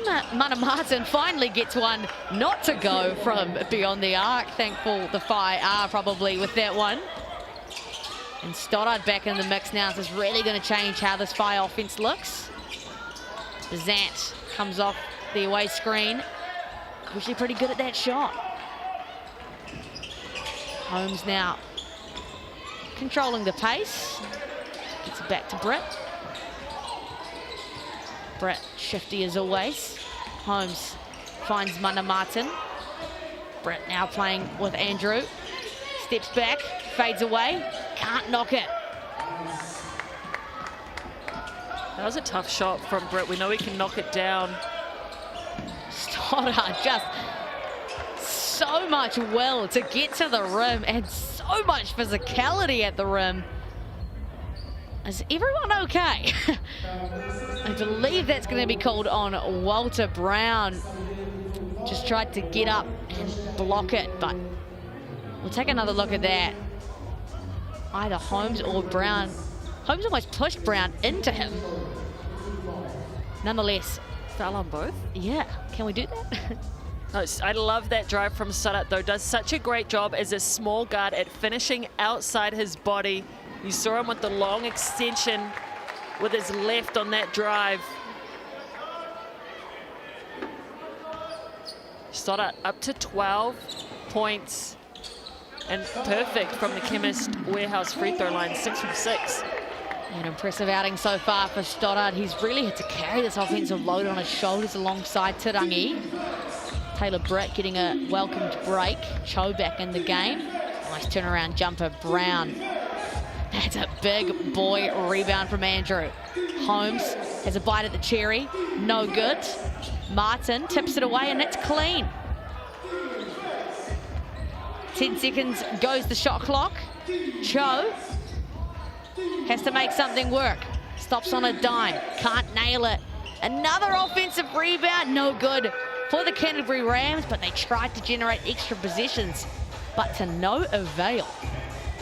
They are going after these offensive rebounds. Up to 5 in the game. Unsuccessful scoring outing on that occasion for the Rams, and another foul whistled off the ball. Holmes is going to be the recipient of that one as well. So Murray might get his first points of the night at the Chemist Warehouse here.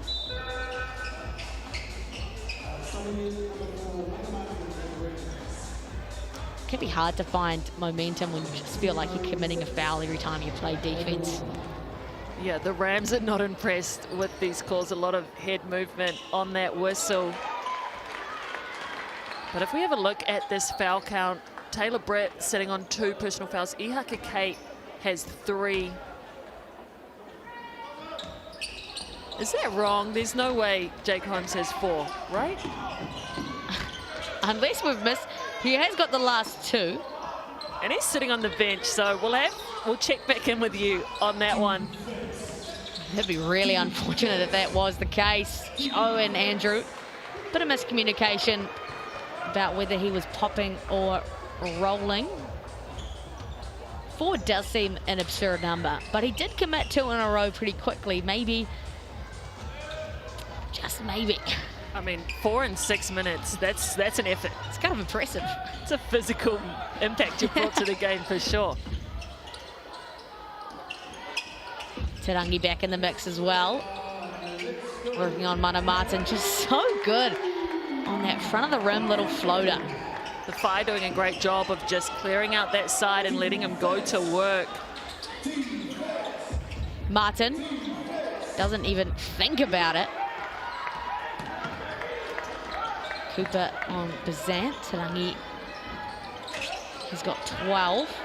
Stoddard, some relief for the Rams. He finally misses. Cho, Cooper, Andrew. Back to Brown. Finds Cooper, steps into one. Can't nail it. Getting some nice looks here, the Rams, but not converting. No, the Whai have come up lucky on a few of these. Ruben Tarangi, once again, their contact. Ruben Tarangi is just proving more and more his veteran status in this league. We'll take a look at that. His veteran status is worth. Big body. What's the flop warning too? He's really arguing his case today. 14 points of the Whai's 35, combining with Stoddard, who has 13. And they go out in front for the first time this afternoon.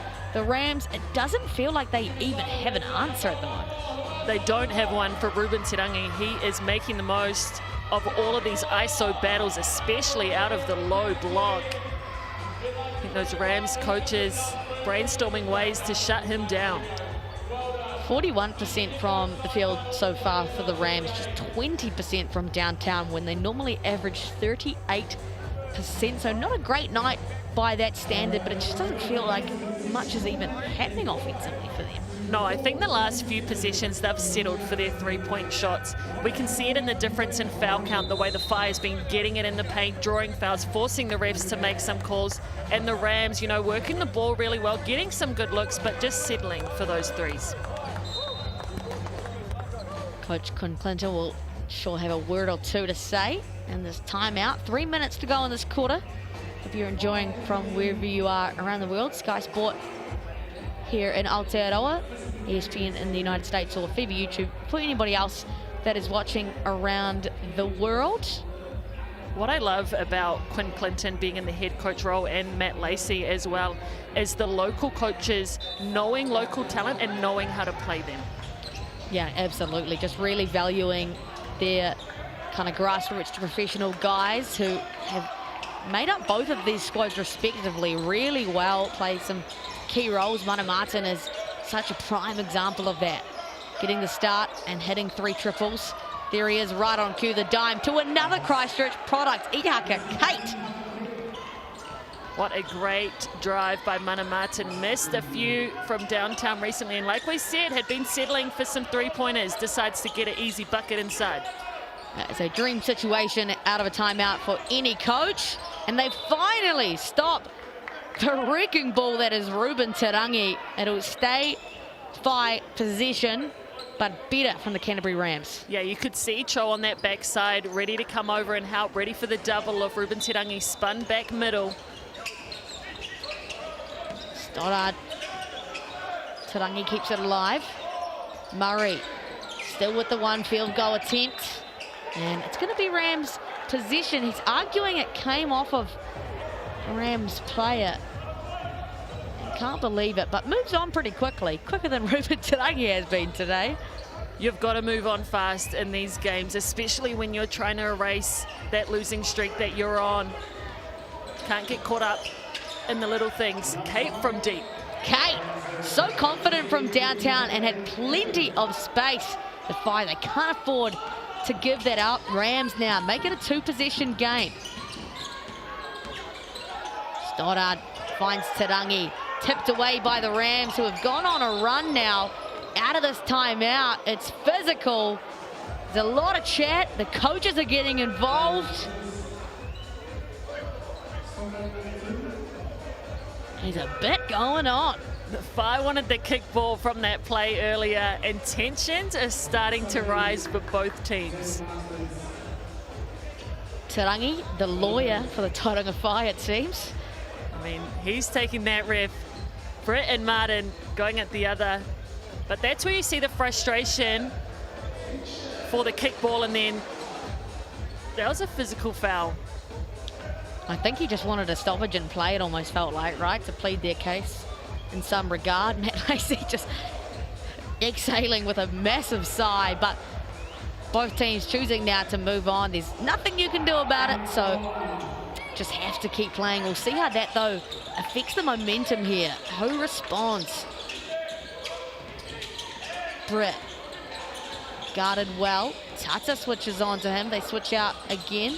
Martin attacks the closeout. Tipped away by the Whai.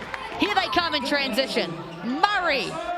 Bang, bang for Tane Murray. There he is, as we know and love it. Up to 4 points on the day, and maybe that frustration was just the fire they needed.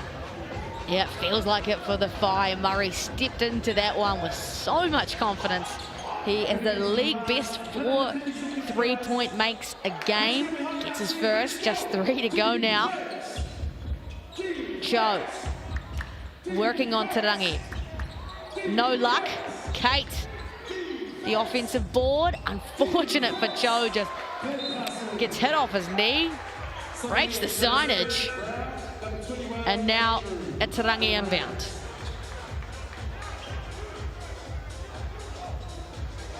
Have another look at the Tane Murray 3, walks right into it. We know he can knock that down. The Whai are up and happy about it.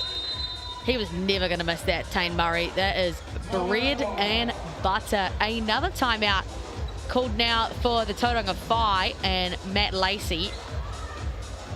The Rams don't look as sure about going into it, but the Whai are ready to have a kōrero. Not a bad timeout here from Matt Lacey. Had one to use before the halftime mark and probably could really use it for this last minute. Man, I love how you can put your coach's hat on and know how many timeouts you have, how many you have to use before the half, when they expire, all those things. But yeah, this Whai squad, you know, you get a different type of feel, intensity to you when you're going against the refs, or at least you feel like you're going against the refs as well. 100% can sometimes feel like there's more against you than just 5 players, you know, but I think both teams really feeling it. It's a physical game, you know, there's a little bit happening, the little games inside of the games, but these guys cannot lose focus right now. That's not what's important. No, and I think we're going to see whichever team can stay together, come out and respond collectively, will go a long way in this one. We'll see who can pull it out for this last minute, but a lot of momentum on the line. And I think for the Whai, there's a lot of pride in not only being at home, but having lost 3 games in a row. It's a talented makeup. I mean, look at their starting 5. Stoddard, Murray and Tarangi, just so effective in this league. So they don't want to lose more than 3 in a row. No, absolutely not. And not even just the starters. They have a lot of experience on the bench as well. You know, they're in year 3. As a franchise, they'll be looking to really crack those playoffs and get themselves solidified in the top, you know, portion of this league. And I really think that if they can learn how to gel together, they could be dangerous. Helps when you have Tall Blacks captain Ruben Tarangi on your squad. See how they respond out of this timeout here. As Stoddard just working on Cho to the point where he goes to the chemist warehouse. That was a great call from our Bartercard officials. Cho doesn't seem to think so, but Stoddard will again go to the chemist warehouse. He's 6 from 6, adding to the chemist warehouse hoops and schools tally. Smart from Stoddard. He knows, you know, the time and place in the game. He knows that the Rams are sitting in the bonus. Why not make the most of it? Make the most of these free chemist warehouse free throws. You can scan that QR code for your chance to apply. Hoops and schools going in Tasman, Canterbury and the West Coast at the moment. Get in and amongst such a great initiative from Chemist Warehouse in Basketball New Zealand. Brett, really quiet in this recent stint. Gets back from Mana Martin. Gets the middle on ball from Andrew. Rises up, won't finish. No O-board. Great defensive position for the Tauranga Whai. Now how can they respond? Do they go on a run here? It's a moving screen whistled by Ryan Jones. Believe that's on Tane Murray. Not what the doctor ordered for the Tauranga Whai. Tane Murray really been struggling to get loose and get some space on the offensive end. He tried to screen his own for Ruben Terangi. But Taylor Britt, easy lay right in the lane. Need more of that, I think, the Canterbury Rams. Need that aggressiveness from Taylor Britt. Yeah, we're so used to seeing it. He's so quick getting himself to the rim. We know you always have to be switched on when you're guarding him. Final possession of the quarter here for the Whai. Who do they go to? Terangi. Back to Stoddard. Stoddard working on Britt. Gets himself to the cup. No good. Dying seconds of this one. Andrew calls his BNZ player time out. Great move here for the Rams. Scan that QR code for your chance to win a ticket to the big game. 5,000 available for your school, community or sport groups. And if the games are anything like this, I'm sure you would want to get amongst. Let's see that from Taylor Britt. Will we see that one more time before the half time, do you reckon? Yeah, potentially. I mean, you have to stand for him. Not much in it with just under 2 seconds left on the clock.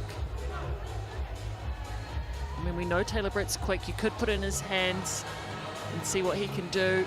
If you get a quick look inside. Just 2 seconds, enough to catch it, and Britt will rise up. Will he get it? No, he will not. And just like that, an exciting first half comes to a close. Both teams trading punches. There's been games inside the game. It's been very physical. A 1-point lead for the Rams. Crystal, this one you cannot predict. No, absolutely not. It's going to be a great second half. We'll see who can come out and respond, but a lot of changes of momentum in that first. We'll be back shortly with some Chemist Warehouse stats. The Rams lead the Whai 41-40.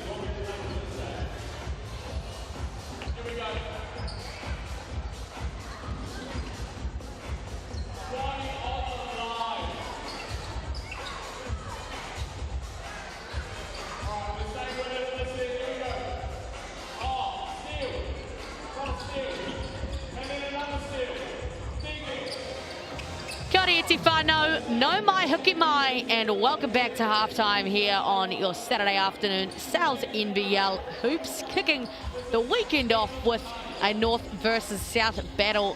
Maya Williamson and Crystal Ledger-Walker with you in round 5 of the Sales NBL. The Tauranga Whai hosting the Canterbury Rams in an electric matchup. 1 point the difference here at halftime. It's just been back and forth trading punches, Crystal.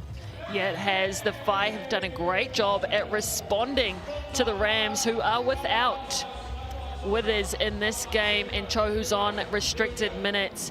But how about Mana Martin, who has just exploded this game? He had 3 threes in that first half in 14 minutes of play. He usually averages around 5 minutes.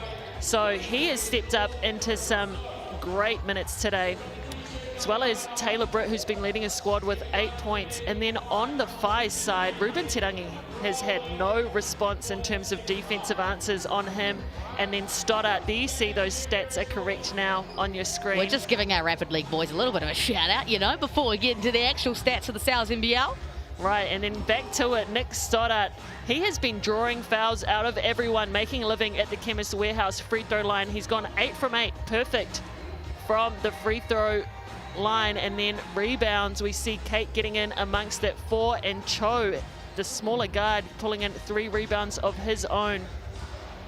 Assists, Walter Brown, we've spoken about the great season he's putting together this year. He has 4 assists, really moving the ball, and he's got 5 points to go along with it. And one block apiece for Ruben Tirangi and Walter Brown. And look at all those steals for the Rams. Just tallying them up.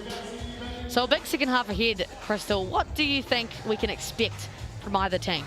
I mean, if you're in the Rams locker room, you'd expect them to be talking about Ruben Tirangi and stopping Nick Stoddart from getting into the paint. He has been key, and those two have really been the only talking point on the offensive end for the Whai. In terms of the Whai, and what they have to stop for the Rams is the rebounds, those second chance efforts, the offensive rebounds that the Rams are getting, and then just slowing them down in transition. The guards, to me, just look a little bit too comfortable out there. Plenty of basketball still to come. 20 more minutes. Will the Whai move to 4 losses in a row, or will they put the North versus South battle ahead 2-1? Plenty to come here on Sky Sport. Don't go anywhere.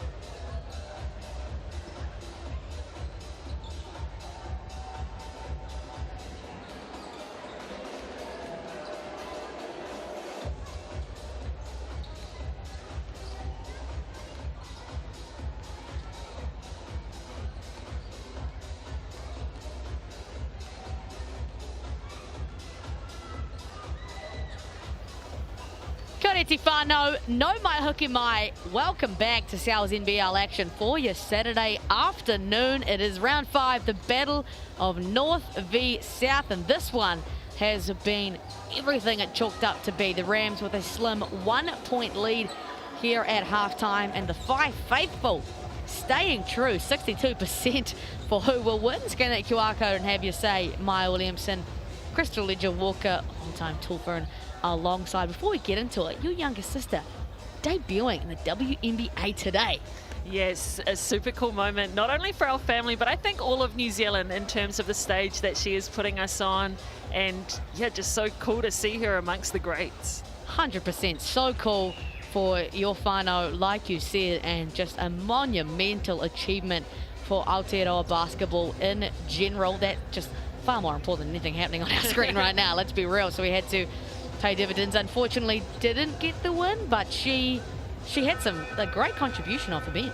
Yeah, I mean, she's in the mix, she's in the rotation, so that's something, and making the team in itself is a feat, because as we all know, the WNBA, that league is real cutthroat in terms of how they just move players in and out. So happy that she's been able to stick herself in that squad, but it was always going to be a tough ask going up against the New York Liberty, who are on track to another championship.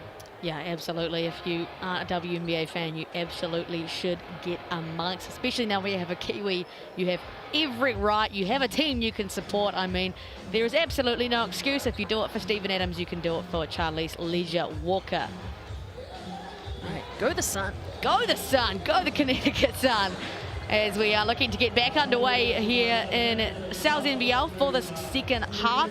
It's really been a game of, I feel like I've said this so many times, a broken record, but trading punches. Stoddard and Tarangi have been the driving force for the Whai. A little bit more spread out in terms of the Canterbury Rams, but neither team can grasp the momentum today. No, but going back to you speaking about punches, let's check out some of this foul trouble these players are in. Holmes has 4 fouls, picked those up in his 6 minutes of play. Kate is on 3. Isaiah Ross for the Whai is on 3. Brett was really smart in sticking with just his 2 fouls in that first half, but something to watch for there. Yeah, there was a bit of physicality, you could say, at the tail end of that quarter, and some unimpressed players on either side who had some things to say. That guy right there, I swear I didn't play the camera cutting to him, but, you know, he was standing his ground. I think that's one way to stay in the first half. So we'll see how those game inside the games sort of things unfold here.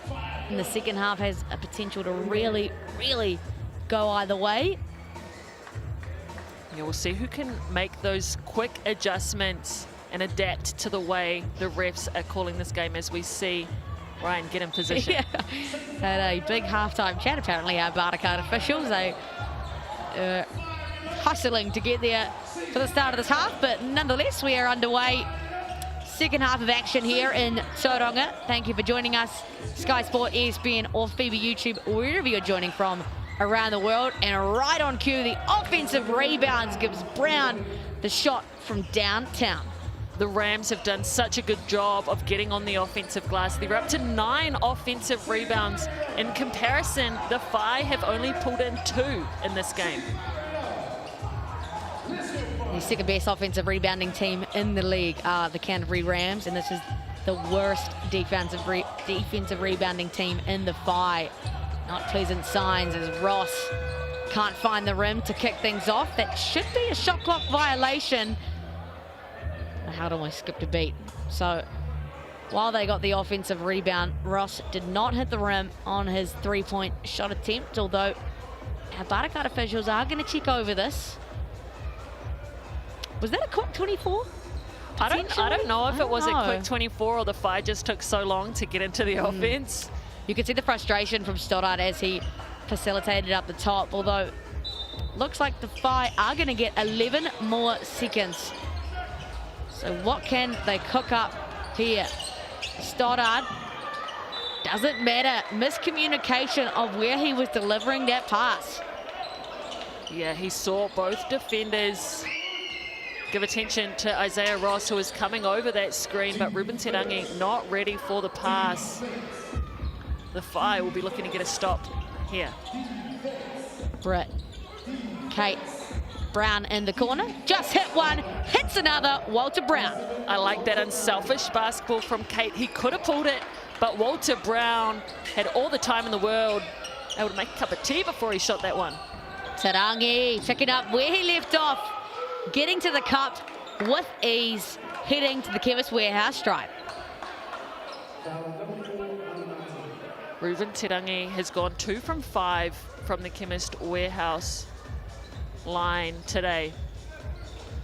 That's somehow Walter Brown's first foul of the evening. He's done a great job while being the primary matchup on Tarangi. We'll take a look at the Chemist Warehouse Hoops and Schools program. You can scan that QR code and get amongst for Tasman, Canterbury and the West Coast. Fill out your details and you could have a hoop coming your way very shortly. Tarangi getting himself up to 16 points on the evening. Still has not missed a field goal. Feels unbelievable to say as Andrew gets a little bucket of his own.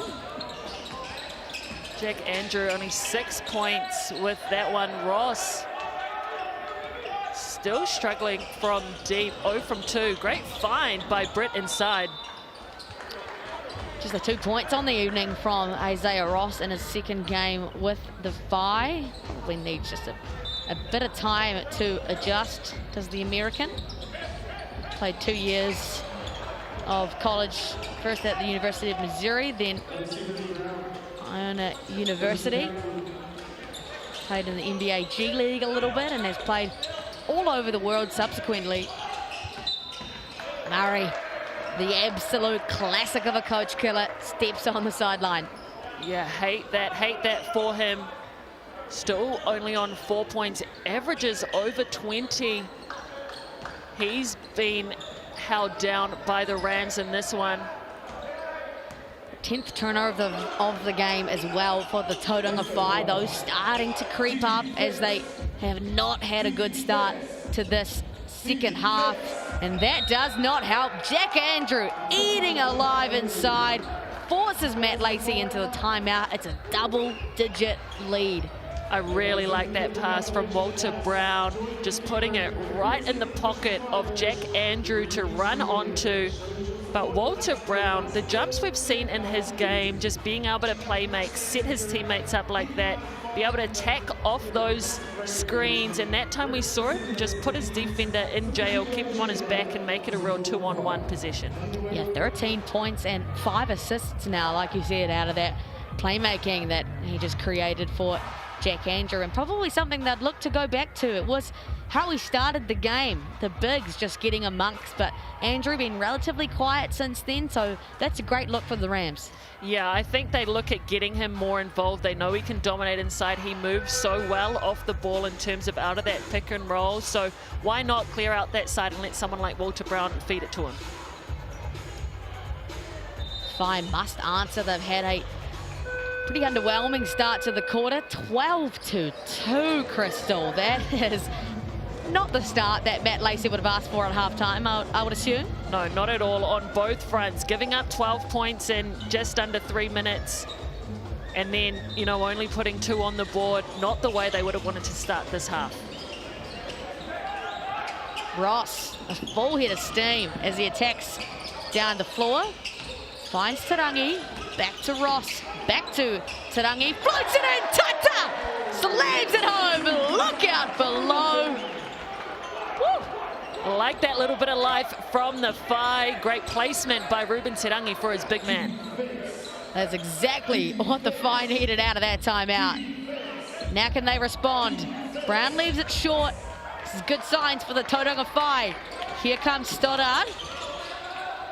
Finds Ross.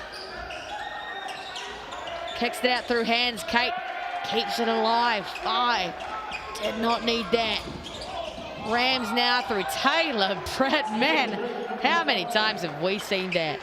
He just does such a great job at keeping the defense honest. If you're going to cheat, if you're going to take your eyes off him for a split second, he will make you pay.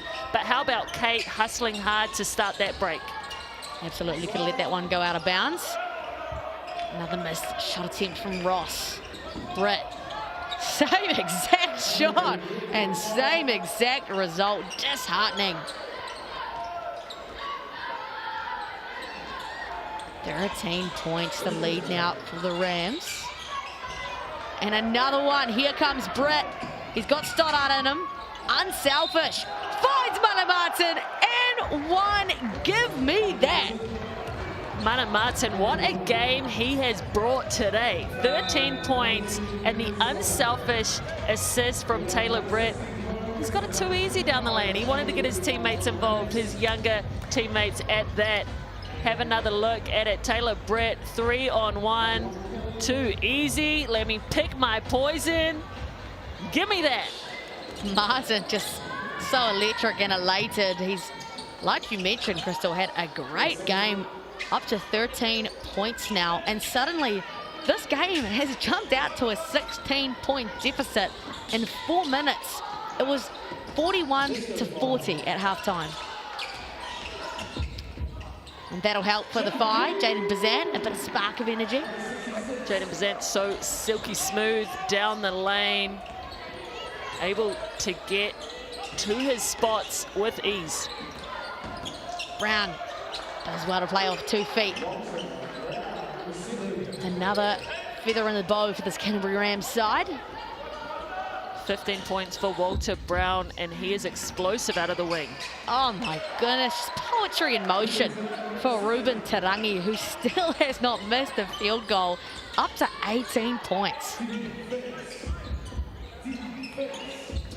Brown, the left hand touch off the glass, the answer right back against Tarangi. Ruben Tarangi did a good job of stepping over and how, but couldn't get it. The response, no sir from Jack Andrew. The big man rises up. Finally, a missed shot from Tarangi. Cho, so patient, so balanced, and one. Is that even a missed shot from Tarangi? If it's a block like that? Oh, does that count? That doesn't count as a shot. Nah, surely not. I liked, oh no, they've counted it as a missed shot. 100% looks so pretty. Take another look at that. Oh, get that out of here. No complaints from Tarangi. And then a big boy move there from Cho. Cho just so explosive, elusive, can get it done from anywhere on the floor. Beautiful spin, and he gives the fans a shout out on that free throw as well. He's played in Bulgaria, France, Germany, Spain, most recently Finland, before coming over here to Aotearoa, and has been a welcome addition for this Rams squad as he works on Jaden Bazant. It's a great job.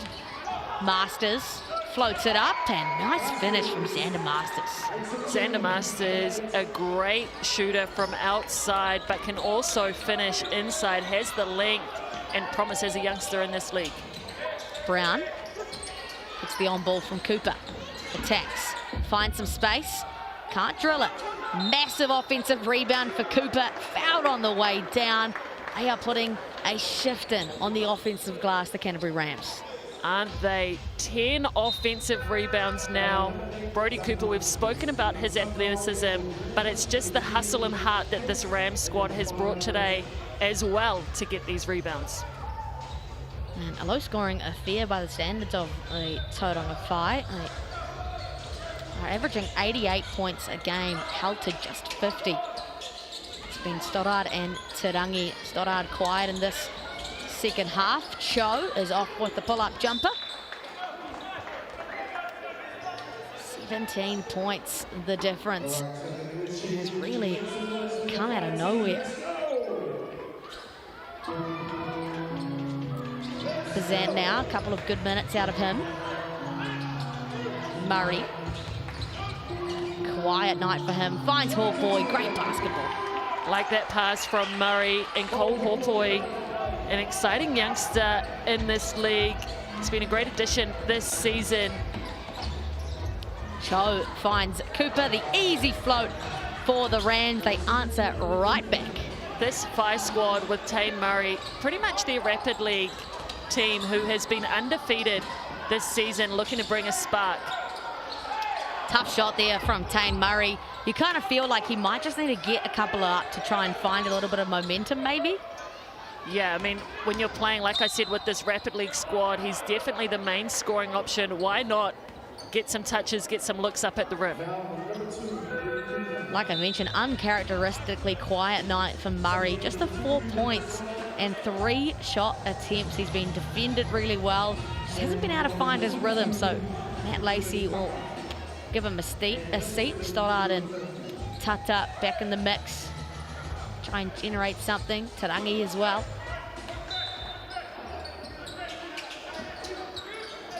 Stoddard gets it into Tarangi. Back to Bazant. Tata rolls out. Get the catch. Bazant. 3-point bucket is no good. And it's going to be a foul on Kate on the rebound. Yes, it is. Not happy with that one, clearly. Nope, but an extra possession or another look at it for the Whai. And he's going to take a seat right back. That's his 4th personal foul, Ihaka Kate. Holmes in the game on 4 as well. Has been some issues on that end, to say the least, today. And they've been guarding Ruben Tarangi at times, so a hard battle inside with him. 17 points now on the afternoon for Stoddard. 15 points still the deficit. Britt exercises some patience offensively. Holmes, Cho in the corner. Won't drill it, way off. Been really impressed with Cho picking up full court, applying this pressure to these point guards. Bazant steps back. Seen that so many times in the South NBL. Lovely little run the Tauranga Whai have strung together here. Bring it back to 13. Quinn Clinton needs to have some words. He's had a great couple of minutes, Bazant. Yeah, look at Bazant. So good at turning the corner out of that pick and roll and getting to his spot. Quick release. Jaden Bazant, so exciting to watch him on the offensive end. What do you think the chat is here from Quinn Clinton? What's he saying to his team right now? I mean, you've got to shut that guy down. I know they'll want to speak about, you know, their coverages on those ball screens, showing a little bit more. They can't afford to let the likes of Jaden Bazant get going. Even Stoddard, you know, in that second quarter when he lit up. And obviously we know Ruben Tarangi is going to do his type of thing. But if you can really keep a lid on those others, you know, I'll be surprised if Ruben Tarangi can pull this out by himself. Yeah, it's nice to see the contributions from outside of Tarangi and Stoddard start to ramp up. We've seen plenty of that for the Canterbury Rams and the team basketball that they play. I mean, 17 points for Walter Brown, 12 for Brett, 14 for Mana Martin, and 9 off the bench for Cho. It's a completely different affair by that standard. Yeah, it helps when you have someone like Cho who's able to come off that bench and make such a strong impact, especially in terms of scoring, just adding that depth. But yeah, Jaden Bazant definitely can be that guy for the Whai that can come in and give them a spark. Nice to see him being played alongside Stoddard as well. Just gives them a little bit of a different edge, potentially. Britt uses the on-ball from Andrew. A lot of space from downtown and drills it. No mistake made there. First 3 of the game for Britt. And a perfect response out of the timeout called by Quinn Clinton. Bazant, the hot hand, finds Stoddard, steps into one. Falls into the hands of Bazant. Tarangi, back to Bazant. Finds Stoddard, skips it over to Tarangi, and drills it from 3. Tarangi into the 20-point club. I like this lineup for the Whai. They have 4 legitimate scorers in their guards, and when Ruben Tarangi can step out and stretch the floor like that as well, you know, another legitimate option that you have to respect and just add some spacing. Makes it a lot harder to guard for the Canterbury Rams, as seen by the run that the Whai have been on. Selfless choice there from Brett, and Joe answers with a triple of his own. Missed one from there earlier, will not miss again, and Taylor Britt just taking whatever he wants. was a really last-minute decision from Britt, made it count for his 4th assist. Tarangi, I feel like I've seen that so many times today. Ruben Tarangi, 23 points. Ruben Tarangi, he knows what's up. Jake Holmes sitting on those 4 fouls, goes straight at him. Britt back in the mix with Andrew. Brown over to Cho. Just hit 1. Hits 2. Cut it out. Cho on a heater right now. Hits 1 on one side, gets the other. You need to find him. It's so hard for the Fire as well, because who do you guard? If you guard Cho, you're giving up the help on Andrew. If you don't guard the ball, Taylor Britt's going to eat you alive. It's a tough assignment. It is, and then you have Holmes and Walter Brown who can stretch the floor as well. Stoddart, great drive, better defense. The Canterbury Rams by way of Walter Brown. He can't float it in. Great defense from the Fire. Dying seconds of this one. Britt won't make it connect. Fire get away at the end of that quarter, but they trail significantly by 17, a 37-point quarter for the Canterbury Rams.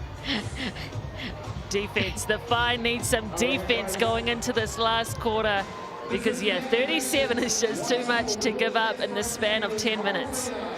10 more minutes of basketball still to come here on Sky Sport. The Rams lead 78-61.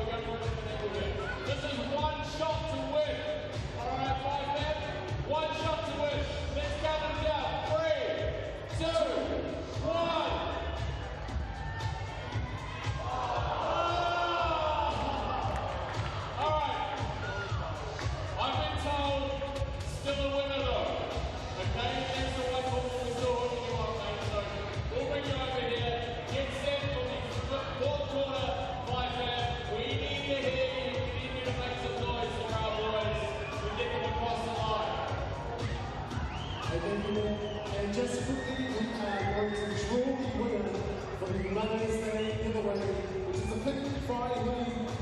Here we go. Enjoy some thanks, Jack. And the winner of the Mother's Day giveaway is Ashley Marsh. Ashley Marsh, if you're in here, come see us at the table over there.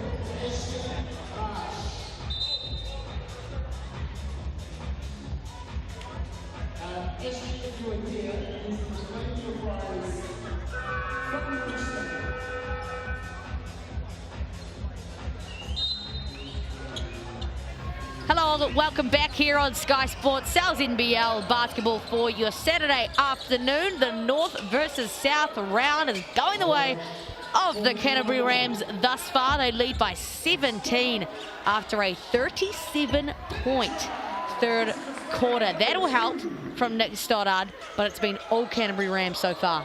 It has. The Rams absolutely dominated the third quarter. The Fire need to pick it up defensively to get back in this.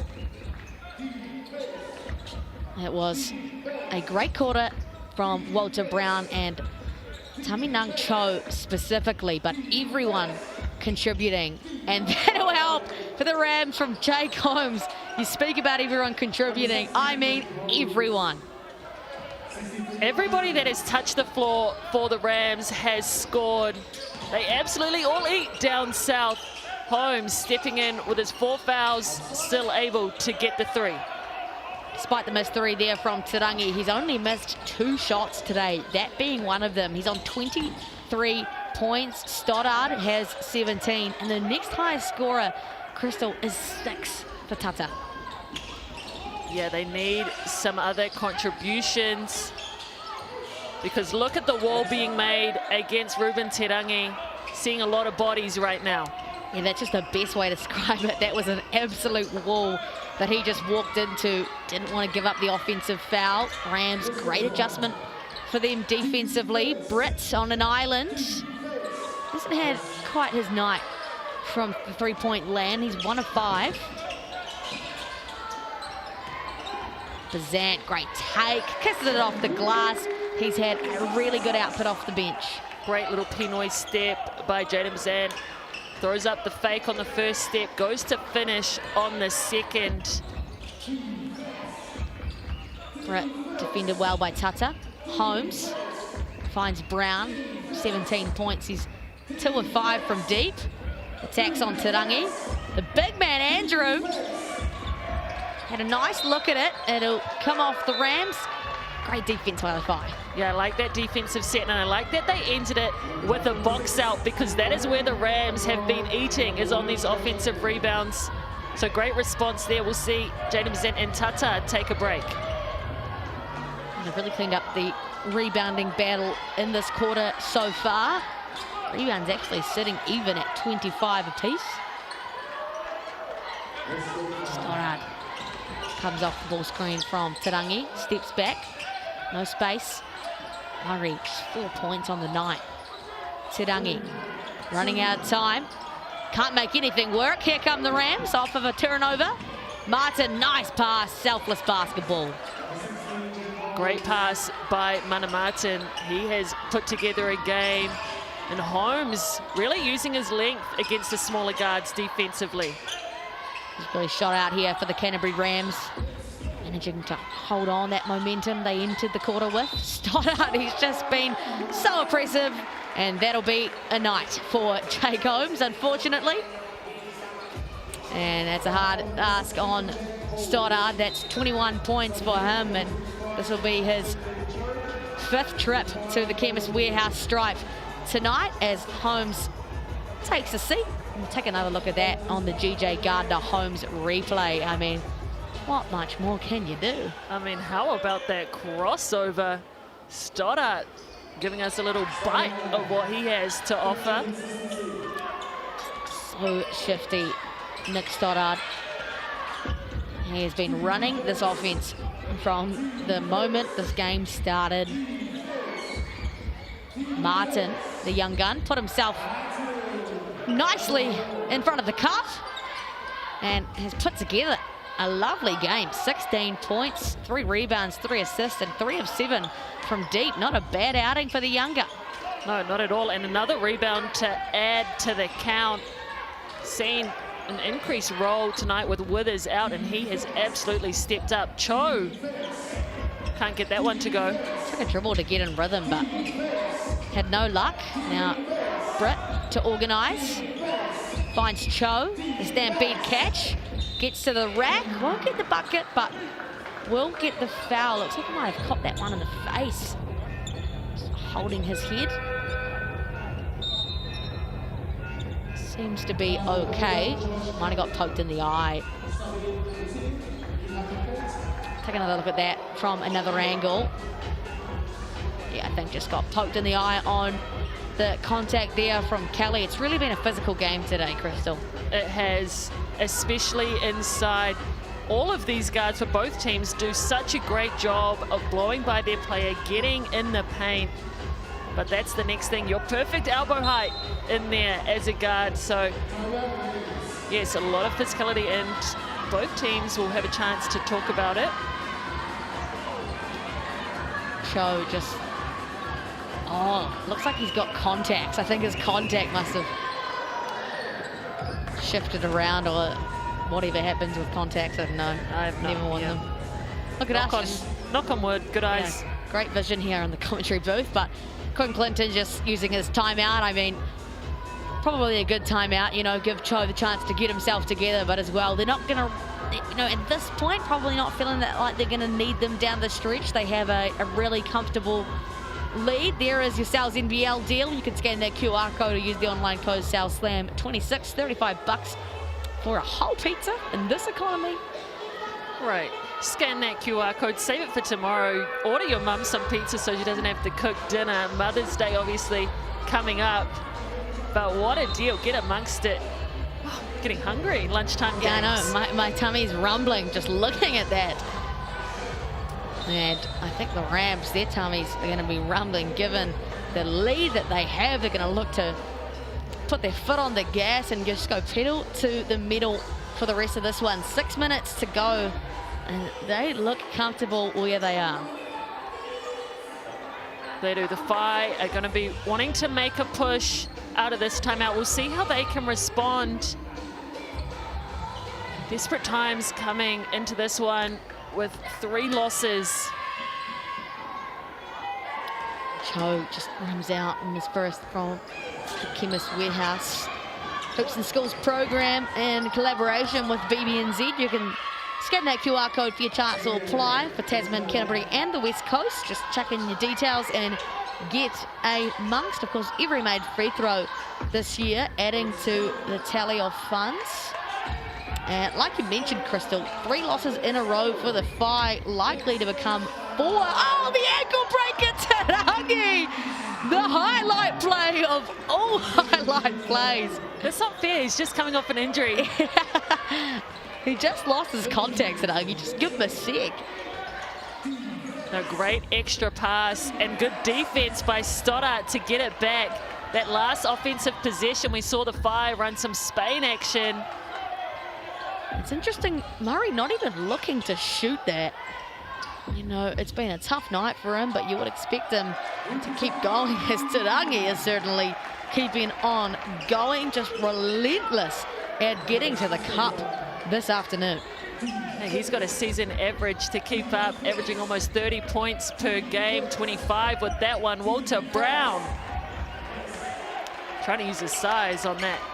Yeah, speaking of scoring, he's had himself a good night, 17 points and has 7 assists to go alongside that, Walter Brown. Stoddart gets the whistle on Britt, just an explosive step. Forced them to rotate, so yet another foul call to go against the Canterbury Rams.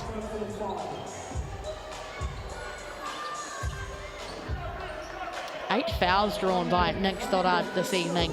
He's proven to be quite hard to guard. He has, and he's been perfect from the free throw line. Lucky for the Rams, they didn't put him there that time. Looking to push the pace, Cho, and it is an easy call for our Bartercard officials. Just downhill, very fast. Cho really copping it on all directions at the moment. The one guy who's just come back from injury has some words, potentially. He is not impressed. Have a look at him trying to sneak through that gap. Ruben Tarangi, the strong build though, sets him on the floor. Tarangi, that is just a strong boy. And that is just a, oh my goodness gracious me. Andrew tried for the oop play, but down the other end, Tarangi responds. A bit of spark of energy here for the Whai. Absolutely, last little push in this ball game. Down 11, Ruben Tarangi up 27. Yes, been almost 20 at one point. The Whai have done a good job to battle back in this one. Stoddart appalled with the call. Britt putting some real heat on the rim, and that'll help balance things for the Canterbury Rams. This is what I was saying. We need those different angles on these calls, because from here, look good. Stoddart had a good hand, but obviously a different angle for the ref down low. Got him across the arm. Jed Thompson got out of his seat for that one. Told to calm down by Bartercard official Ryan Jones. Britt makes the first one. No dramas at all. His first trip to the Chemist Warehouse this afternoon, I should say. Goes 2 for 2. Never looked like missing.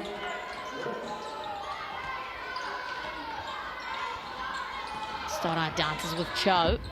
Gets the better of him eventually, but Cho pokes it away. Goes back into the hands of Tarangi. Here they come, the Tauranga Whai. Great set from Ruben Tarangi, just staying with it, chipping away at the score. Britt, over to Cho. Cho, no option, blocked away by Tata, but they've whistled him for a foul. So again, bailed out. The Canterbury Rams are. He is stunned. Have another look. I mean, how are you seeing that, Maya? Look, it's hard to say again from the angle. It looked ball from here, but potentially he did come across his body, so there may have been something in that the Barter card officials saw. I must say my expertise is very much not in the rule book of refereeing, but from this very seat I'm in. And I'm glad we both know our place. No Casey Franks over here. Nah, jokes, Casey, if you're watching, I'm just joking. He's definitely watching. You're going to get a message soon. I'll let you know when the group chat pops off. Five did a great job to crawl back in this one. The biggest lead was 19 for the Rams. Felt like it was all said and done, but even if they don't come out in front, the fight has been great. Got it back to 11, so close to a single-digit deficit. Cho, great pass into Andrew. He was never going to miss that. And Matt Lacey, in desperate times now, uses a timeout. They trail by 14. Just 3 minutes to go in this one. So they'll need to really go balls to the wall here. Yeah, they do. They need to throw everything they have at this Rams squad. What I really liked, though, in these last few possessions is the defensive intensity from Cho, your main scoring guard, who's been lighting it up on one end and has been locking in on the defensive end, picking up full court. And that time just there, we see him stepping up against Ruben Terangi, who really has not had an answer this whole game. And for an import to be coming and doing that and playing that kind of selfless role, not just wanting to be a scorer, but playing off the ball and playing defense, that's really impressive. Yeah, it's massive as an import to come in and do the intangible things, the things that don't show up on a stat sheet, and that just speaks to the recruiting job that they've done down in Canterbury. And unfortunately, it's a different side of the coin for the Tauranga Whai. Import Isaiah Ross has set out all of this quarter and just the 2 points, 1 of 6 from the field. A little bit disappointing in his first couple of campaigns for the Whai. Yeah, I think, you know, everyone was so excited to what he could bring offensively, but still trying to find his role in this squad when you have the likes of Ruben Terangi and Nick Stoddart who can absolutely get going. You know, where can he fit in this puzzle? That's the big question when you have so many talented players, is how to fit them all together, who has to sacrifice what. Whai seemingly still yet to figure that out. How about this from Cho, just suffocating Stoddart. Fights over the screen, lighting him up. Huh, how exciting. I mean, not only that, but look, there's only 5 seconds left in this shot clock. Oh, and blocked away by Andrew. A massive defensive position out of the timeout for the Rams. How can they go on the other end? Brett surveying. Cho dancing with Terangi. Pulls up. Hits it. Yes, sir. He is in his bag, 19 points, and he just looks so comfortable on this Whai home court. Bazant steps back into a triple, leaves it short. Energy starting to become a little bit flat here for the Tauranga Whai. Not for Britt though, finds Brown, lovely. The Canterbury Rams, stalwart connection. They look pumped. And Matt Lacey has to use his final timeout as the lead has ballooned out once again. I mean, that's what we said about Taylor Britt. He will keep you honest. If you bite on anything, if you give up on a play, he will burn you. And then this is this defensive pressure from Cho, just sitting in Stoddart's pockets. And then once again, getting to his spot, pulling up, hand in his face. It does not matter. Cho is back for this Rams squad. Britt doing Britt things. Great dump off to Brown in the lane. And that's all out of a timeout called by Matt Lacey, right? Like only a minute and a few possessions, and they've managed to do that kind of damage and has really put it out of the reach for the Tauranga Whai. We heard both Nick Tata and Jack Andrews speak in the pre-game interviews about how these two teams play a similar style of basketball, and it was really going to be those 1% of things, picking up full court, chasing offensive rebounds, and I think we've really seen that play out today. Absolutely, and really fallen into the favour of the Canterbury Rams, obviously, who have gone back out in front by 18. They have 12 offensive rebounds and just 5 turnovers in comparison to the 14 of the Tauranga Whai, who are also losing the rebounding battle. I mean, you look at the 5 turnovers for the Rams, but how about the 24 assists the unselfish play that this squad has shown up with today. Yeah, really championship caliber stuff so early in the season. And for the Whai, they're going to move to 4 losses in a row. That guy right there has had a tough day at the office. Tane Murray, 4 points. And that was just his 5th shot attempt. Yeah, I like that look from them, though. They're overplaying him. They know he's a shooter. They don't want to let him get going, so they run a backdoor play instead. We'll see him go to the Chemist Warehouse free throw line for the 2nd time today. Murray was always one of New Zealand's most exciting prospects. Just 24 years of age, still had a great 4-year career in NCAA Division 1. Played for the Brisbane Bullets in NBL 26. Already has 23 caps for the Tall Blacks. Just not his day today. Bit of full court pressure here for the Whai. Broken easily by the Canterbury Rams. They'll play with patience for these last couple of minutes.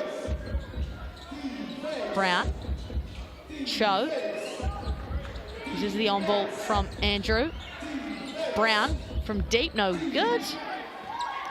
And here come the Whai. They have to go quick if they want something to work. Masters finds Murray, back up to Stoddard. Skips to Masters, that's his shot. Gets Cho up in the air. Somehow the Rams managed to recover all the way out to Tarangi, who doesn't make it count. How about that from Cho, from one corner to the other? Yeah, the hustle that he has played with on this defensive end has really set the tone for the Rams squad.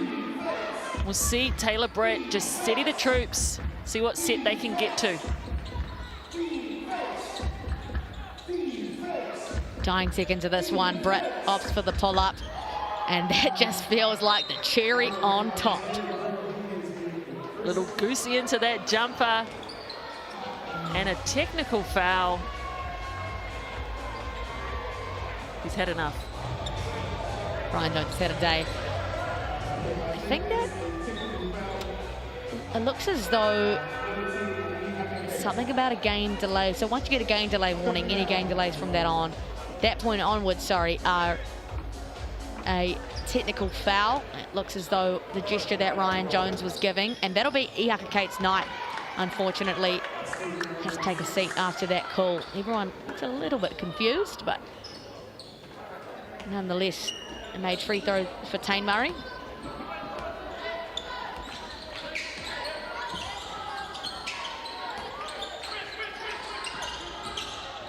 Stoddard, no luck from downtown.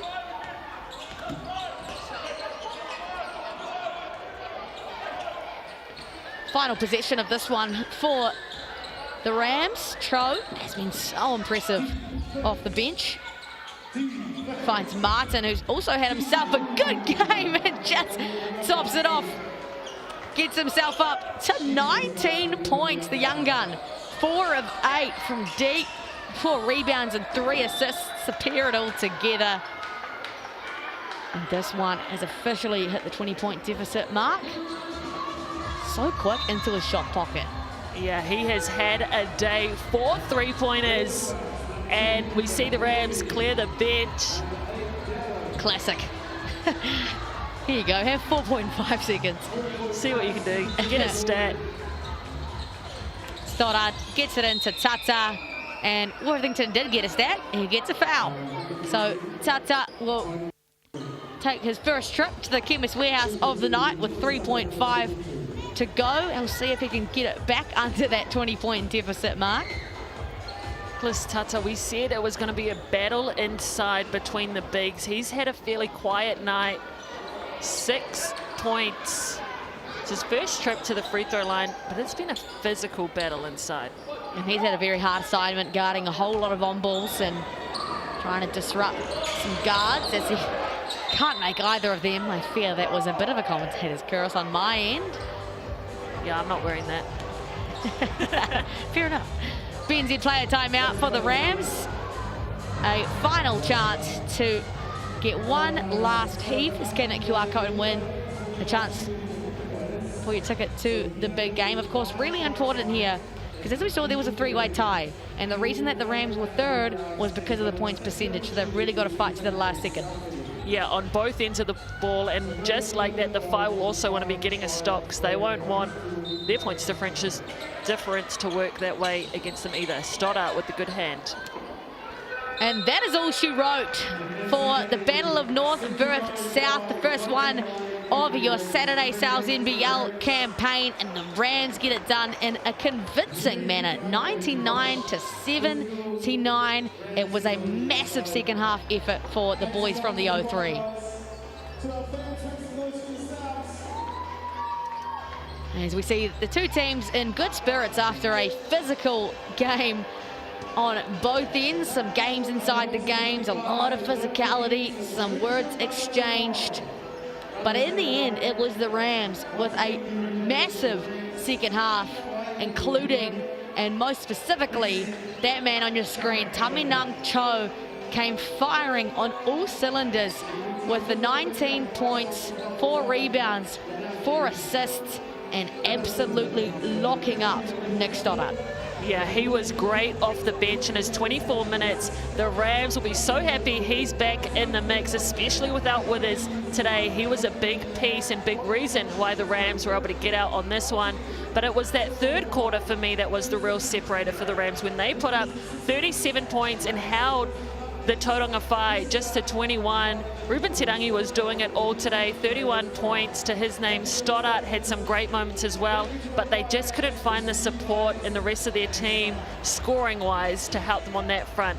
Up until the last minute, everyone that had touched the floor for the Rams had scored a point. They had contributions right across the board, 5 people in double digits, a lot more even on that side of things. 100%, and Walter Brown also just quietly in there, triple-double, 19 points, 8 rebounds and 7 assists. You saw him on the top of almost all of those stat categories, and that's just one of the many contributors for the Canterbury Rams. I mean, look at the pressure they applied as well, Crystal. Yeah, the pressure up the court defensively, ISO on one-on-one, but also the rebounds, the pressure they put on the glass to pull those in and get some extra possessions. Another separator for this Rams squad. Walter Brown looks stoked enough with that win, you know, never really gives too much away. After a near triple-double performance. Another one off of the back of a almost triple-double last week against the Otago Nuggets.